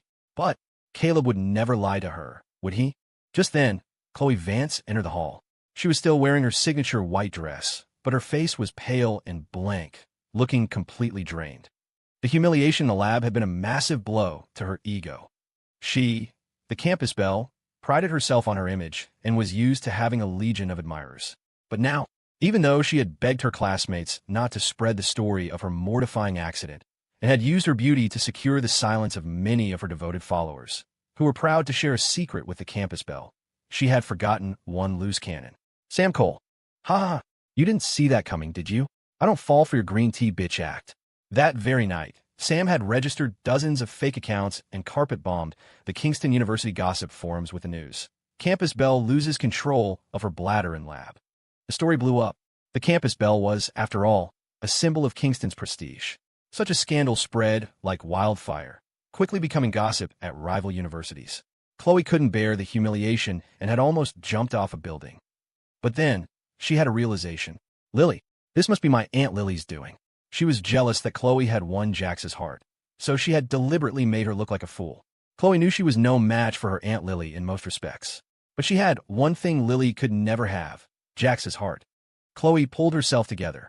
This time, she would win back the heart of the boy she had once cast aside like a worn-out shoe. Jessica was right. Men never forget their first love, and she was his white moonlight. She had deliberately made herself look frail and came to the competition, partly at Caleb's request, but also with her own agenda. Sure enough, the moment she walked in, she saw Jax waving at her. Chloe couldn't believe it. She suppressed a surge of joy and maintained a cool expression as she walked toward them. Huh, so the simp is back. She held her head high, basking in the surprised stares of the people around her. Her expression was, of course, a carefully crafted mask of fragile, wronged beauty. Jax, you were looking for me. Chloe couldn't hold back her eagerness. To have the new, handsome Jax still fawning over her was just the thing to reverse her fortunes and restore her reputation. The $200,000 for my car. You have it ready. Jax asked pointedly. Chloe naturally saw Scarlett standing nearby. Unsure if Scarlett knew she had asked Caleb for $500,000, she played it safe, a true grifter's caution. Wasn't it $500,000? She asked innocently. Caleb said he would take care of it for me, as a favor for all the times I took care of him for you. Scarlett's breath hitched. She stared at Chloe in disbelief, as if seeing her for the first time. She had always thought Chloe was kind, gentle, and pure. But now this girl seemed like a complete stranger. And her dear brother Caleb, who she thought was only looking out for her, seemed to have his own secrets. Oh, so you asked Caleb for $500,000? Jax laughed. You've got a big appetite. And Director Pierce, he said, turning to Scarlett, where did your $600,000 quote come from? How come I, the actual owner, have no idea what's going on? Scarlett fell silent. She didn't blame Caleb. Instead, a wave of resentment toward Chloe washed over her. She dared to deceive Caleb? He must have been short on money himself and was forced to misreport the amount to me. A pang of guilt hit her, and the sight of Jax's triumphant expression only fueled her anger. Jax, Caleb must have had his reasons. I believe him. But you repeatedly antagonize Caleb and Chloe. I want you to apologize to them immediately. Otherwise, Scarlett threatened, a tactic that had always worked in the past. Whenever she put on a stern face, Jax would immediately start groveling. Otherwise what? Jax asked, a wicked smile playing on his lips. Scarlett's lips trembled. The young man before her had changed so much. It was like he had grown thorns all over his body, thorns that were pointed only at his own family. It was infuriating. Otherwise, don't expect me to ever acknowledge you as my brother again. Scarlett sneered. This was her trump card, a guaranteed success. She wanted to see how long he could keep up this act. Oh, I thought you were going to play for higher stakes. Is that it? How boring. Why don't I play a bigger game with you? Scarlett, look at the camera. He suddenly roared, his voice echoing through the hall. Cameras, get over here. It's the retired movie queen, Scarlett Pierce. The superstar is at Kingston. Everyone, quick, get an autograph. The entire hall turned to look. The camera crew, which Jax had arranged beforehand in his capacity as student council president, immediately swiveled their lenses toward them. The next second, with lightning speed, Jax reached out and tore the mask from Scarlett's face. Scarlett, isn't this ruined face of yours what you care about most? The more you fear it, the more I enjoy it. The thing Scarlett Pierce cared about most in the world was her face. To repair the scars, she had consulted with the world's most renowned plastic surgeons, all in a desperate attempt to restore her former beauty. But technology could never replicate what nature had given her. The frantic repairs had left her features stiff and distorted. The scars that remained were ugly patches on her skin, making her look even worse than she had right after the accident. Jax's roar was brutally effective. A university campus was full of starstruck students, and the proportion of gossip-hungry onlookers was one of the highest in society. In less than a minute, Scarlett was surrounded. She screamed, covering her face. The thick black mask was gone, deliberately torn away by Jax. All she could do was use her hands and coat to hide. In that moment, she felt her soul shatter. Jax stood calmly outside the circle of people, watching the scene with cold, detached amusement. Huh, you were so arrogant in front of me just now. I thought you were so tough. Caleb, hobbling from a combination of old and new injuries, soon noticed the commotion. Though he was playing up the limp, the beating from Lily's men had been very real. He looked pathetically comical, like a reject from Gotham City. A celebrity? Where? Let's go get an autograph. I heard someone say it's the retired actress Scarlett Pierce. Didn't she move behind the camera to write and direct? You have to admit, she's really talented. Her new movie just broke $500 million at the box office. She's probably going to win an award for it. To get an autograph from such a talented director would be an honor. Yeah, Director Pierce is a genius. But why is she at Kingston? Does she know one of the contestants? Man, that's so cool. Wait, Jax and Caleb's fifth sister is named Sierra Pierce. This director, Scarlett Pierce. The names fit the family pattern. Could they be related? Were you slow? If Sierra is the fifth sister, then there must be 4 older ones. I heard the other 4 are all super successful in their own fields but keep a low profile. She's probably here for Caleb. Yeah, after all, Jax is being kept by some rich woman. If the Pierce family found out, they'd probably kick him out. The crowd buzzed, but the students, for the most part, maintained a level of decorum. Because Scarlett had immediately crouched down and hidden her face after her mask was snatched, almost no one had gotten a good look, aside from the cameras. They were more in awe of her fame and talent, eager to see her in person, but they politely refrained from trying to pull her hand away. Jax stood outside the crowd, playing with the black mask in his hand. He met Scarlett's furious gaze as she peered at him from between her fingers. Her eyes seemed to want to cut him into 1,000 pieces. But who cared? He raised his hand and let the mask fall to the floor. Then, he strode forward and stepped on it. This blatant act of humiliation sent Scarlett, who had always felt so superior and untouchable in front of Jax, plummeting from the clouds. She stared in disbelief, her body shaking with rage. Jax ground the mask under his heel for a moment, then lifted his foot and looked down at her, his posture one of absolute dominance. It was the same condescending look Scarlett used to give him, as if he were a piece of trash. In that instant, another sharp pain pierced Scarlett's heart. Crawl over here, pick it up, and put it on, and I won't leak the photos I just took, Jax said calmly. Otherwise, I think tomorrow's entertainment news will be very interesting. His voice was even, but the threat was as sharp and effective as any of Lily's. Jax, don't go too far. Chloe Vance suddenly stepped forward, her voice ringing with righteous indignation. Fourth sister came here specially for Caleb. Even if you can't have an award-winning director come to see you, you don't have to deliberately rub salt in her wounds. You know she retired from the spotlight to live a private life, that she doesn't want to be seen in public. The students of Kingston University are better than this. We don't tear people down. Please, everyone make some space. Let her get up. Chloe, the pure, stubborn little white flower, had come to the rescue. She was an expert at playing the victim, at manipulating public opinion with a single tear, and she had fooled many men with this act. And it worked. The crowd, already in awe of the talented director, willingly stepped back. Jax is being such an ass. If I had a materialistic, ungrateful brother like that, I'd kill him. Let's just disperse. It's not new news that Jax is jealous of his brother. He got lost as a kid, came back to the family with all sorts of bad habits. He probably gets his kicks from bullying Caleb, who was raised as a perfect gentleman. At the end of the day, he's just insecure. Selling his body is just another sign of his insecurity. Look at him, driving a different luxury car every day. It's obviously to provoke Caleb, to show off that he's doing better. But in reality, who knows how many beatings he takes from that rich woman behind closed doors. Let him be arrogant for now. The university administration issued a notice. If Jax doesn't place in the top 3 in this competition, it proves he stole Caleb's award in the campus round, and the university will expel him. Good riddance. A piece of rat shit like him will just contaminate the whole pot. The tide of public opinion turned, and the crowd began to thin. Scarlett, her face hidden by her hoodie, shakily stood up. She stared at the mask on the floor, torn. She was born proud, a respected artist in her field. She had never been so thoroughly humiliated. But she was terrified. Terrified that Jax would actually post her photos online. He was insane now. A madman, a thief, had no morals. Are you going to pick it up? Jax asked, his tone pressing. It sounded like he was asking, are you a piece of trash? Scarlett's brow furrowed. Finally, swallowing her pride, she took a step toward the filthy mask. It wasn't just a mask, it was her shield. Jax had trampled on it, and she was powerless to fight back. But soon, Jax would be expelled from Kingston. Without a degree, unable to find an internship in the city, he would have no choice but to come crawling back to the family. And then, she would skin him alive. I'll pick it up, she whispered, her pride and dignity shattering into a million pieces. I'm trash, Jax heard. He watched with satisfaction as she bent down and picked up the dirty mask. He wasn't surprised to see tears of humiliation, mixed with pure hatred, streaming from her eyes. Hate him? TSK.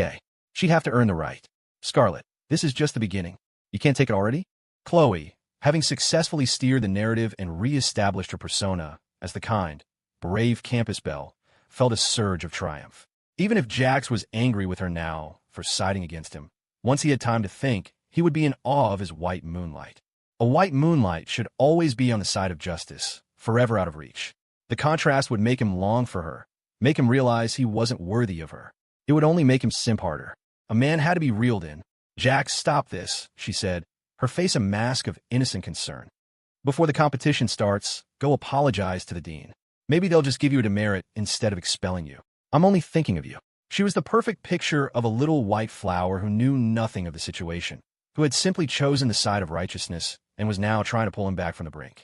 What a dazzling white moonlight. Jax hawked a wad of spit and sent it flying toward the ground near her feet. Tui, if you're sick, go to a doctor. If you're unhappy, go die. Stop buzzing around me like a fly, he snarled. Lady, the sight of you makes me want to puke. I could smell the stench of piss on you from 50 feet away. Why are you so obsessed with drama?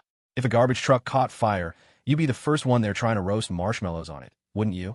His disgust was raw and unfiltered. His already foul mood had only worsened after seeing so many repulsive faces.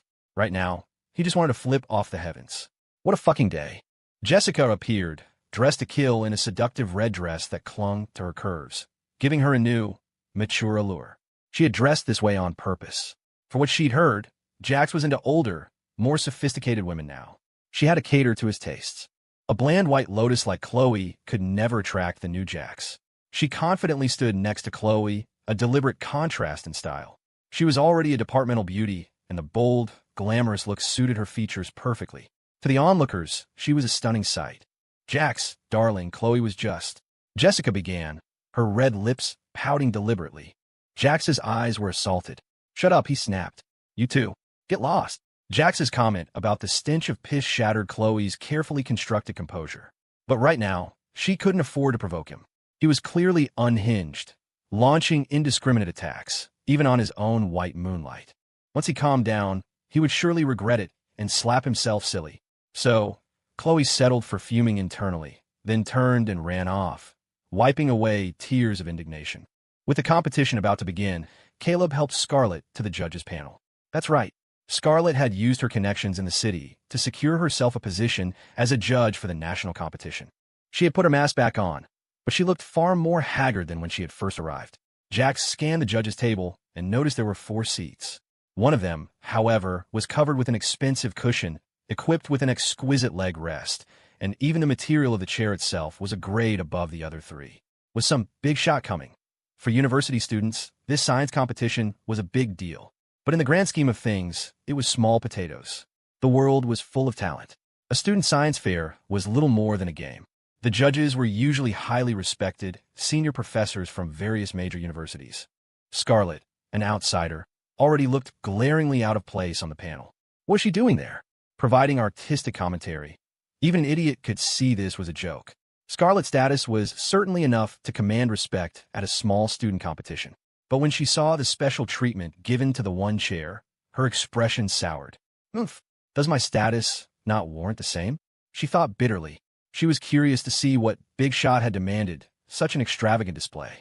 Soon, the top students from various universities gathered in their respective prep areas. Jax and Caleb were both representing Kingston University. Across from them, unsurprisingly, were the students from Westwood Tech, Kingston's perennial rival for the top university spot. Westwood's physics department was world-renowned. For other schools, competing against them in a science competition was like being bullied by a STEM-focused heavyweight. No wonder Kingston was taking this so seriously. If they didn't place, the admissions office would have a very busy year ahead. The host took the stage and asked the contestants to present their projects. Next to each project, they were to place the complete patent application and development proposal. And then, as expected, the unexpected happened. The projects presented by Jax and Caleb were identical. What is that giant lump of wires? It looks so unremarkable. Is your focus really on that, and not the fact that they're both from Kingston and brought the exact same invention? Kingston is going to be a national laughingstock. Am I the only one curious what that thing even is? Look at the other schools' projects, they're so high-tech. And Kingston brings out that. It looks like a pile of shit in comparison. When Scarlett saw that Jax's project was still identical to Caleb's, her face went cold.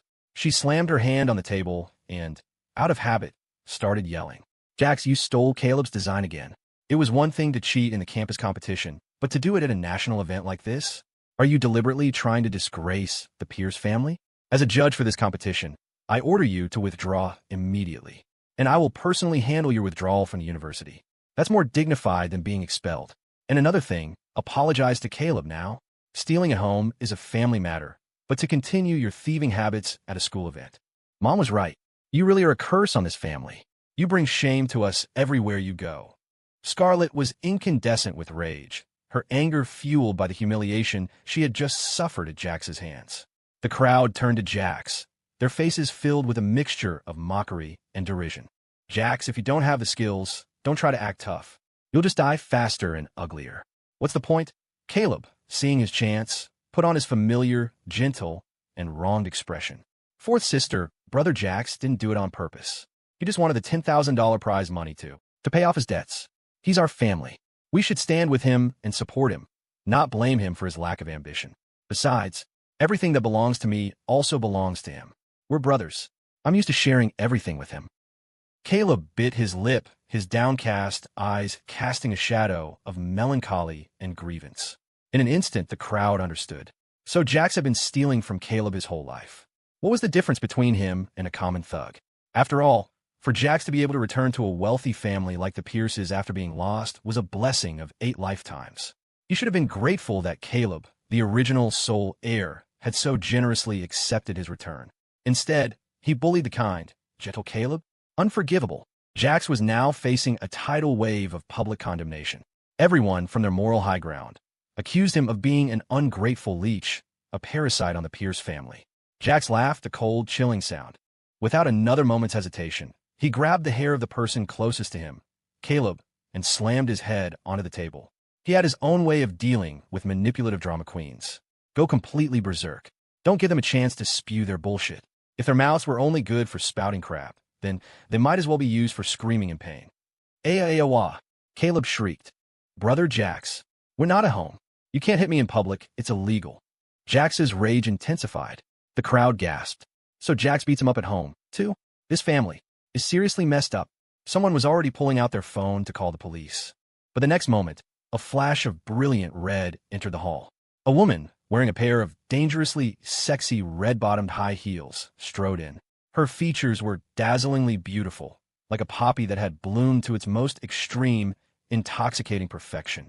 Every step she took, though light, carried an immense weight, a natural, domineering presence that held everyone in the room captive. Oh my God, the final judge. Is that Professor Astor? Professor Astor changed her style. Wow, her professional look last time was already drool-worthy, but this femme fatale look. I'm about to pull a Mrs. Robinson. Others were just confused, their brains short-circuiting from her beauty. Who was she? She looked so young, she could have passed for a freshman. And she was a professor? What kind of genius did you have to be for that? Dean Peterson, who hadn't even shown up for the official start of the competition, was now trotting behind Lily, his back bent in a near-perfect 90-degree bow. When it came to sucking up, he was a true master. Miss Astor, right this way, please. He turned on Scarlett. You old fossil, have you no eyes? Can't you see the great Miss Astor of the Astor Group needs to get through? Get up and make way. Scarlett, who was used to being the center of attention everywhere she went, turned pale. She didn't dare argue. She obediently stood up to make way, even though Lily was still a good 15 feet away from her. But a single glance from the revered heiress of the Astor Group was enough to revoke her right to sit. Such was the power of the Astor name. Lily walked past her, a good 6 feet away, then wrinkled her nose and said, her lips barely moving, Peterson, I have an aversion to ugliness. I won't sit with an ugly freak. Move her seat 1,000 meters away. Scarlett felt like her lungs would explode. 1,000 meters away. That's basically kicking me off the judges' panel. But when Lily Astor wanted to slap you, you had to smile and offer her your face. Dean Peterson beamed. Right away, Miss Astor. He would send her 1,000 miles away, into a world of silent black and white.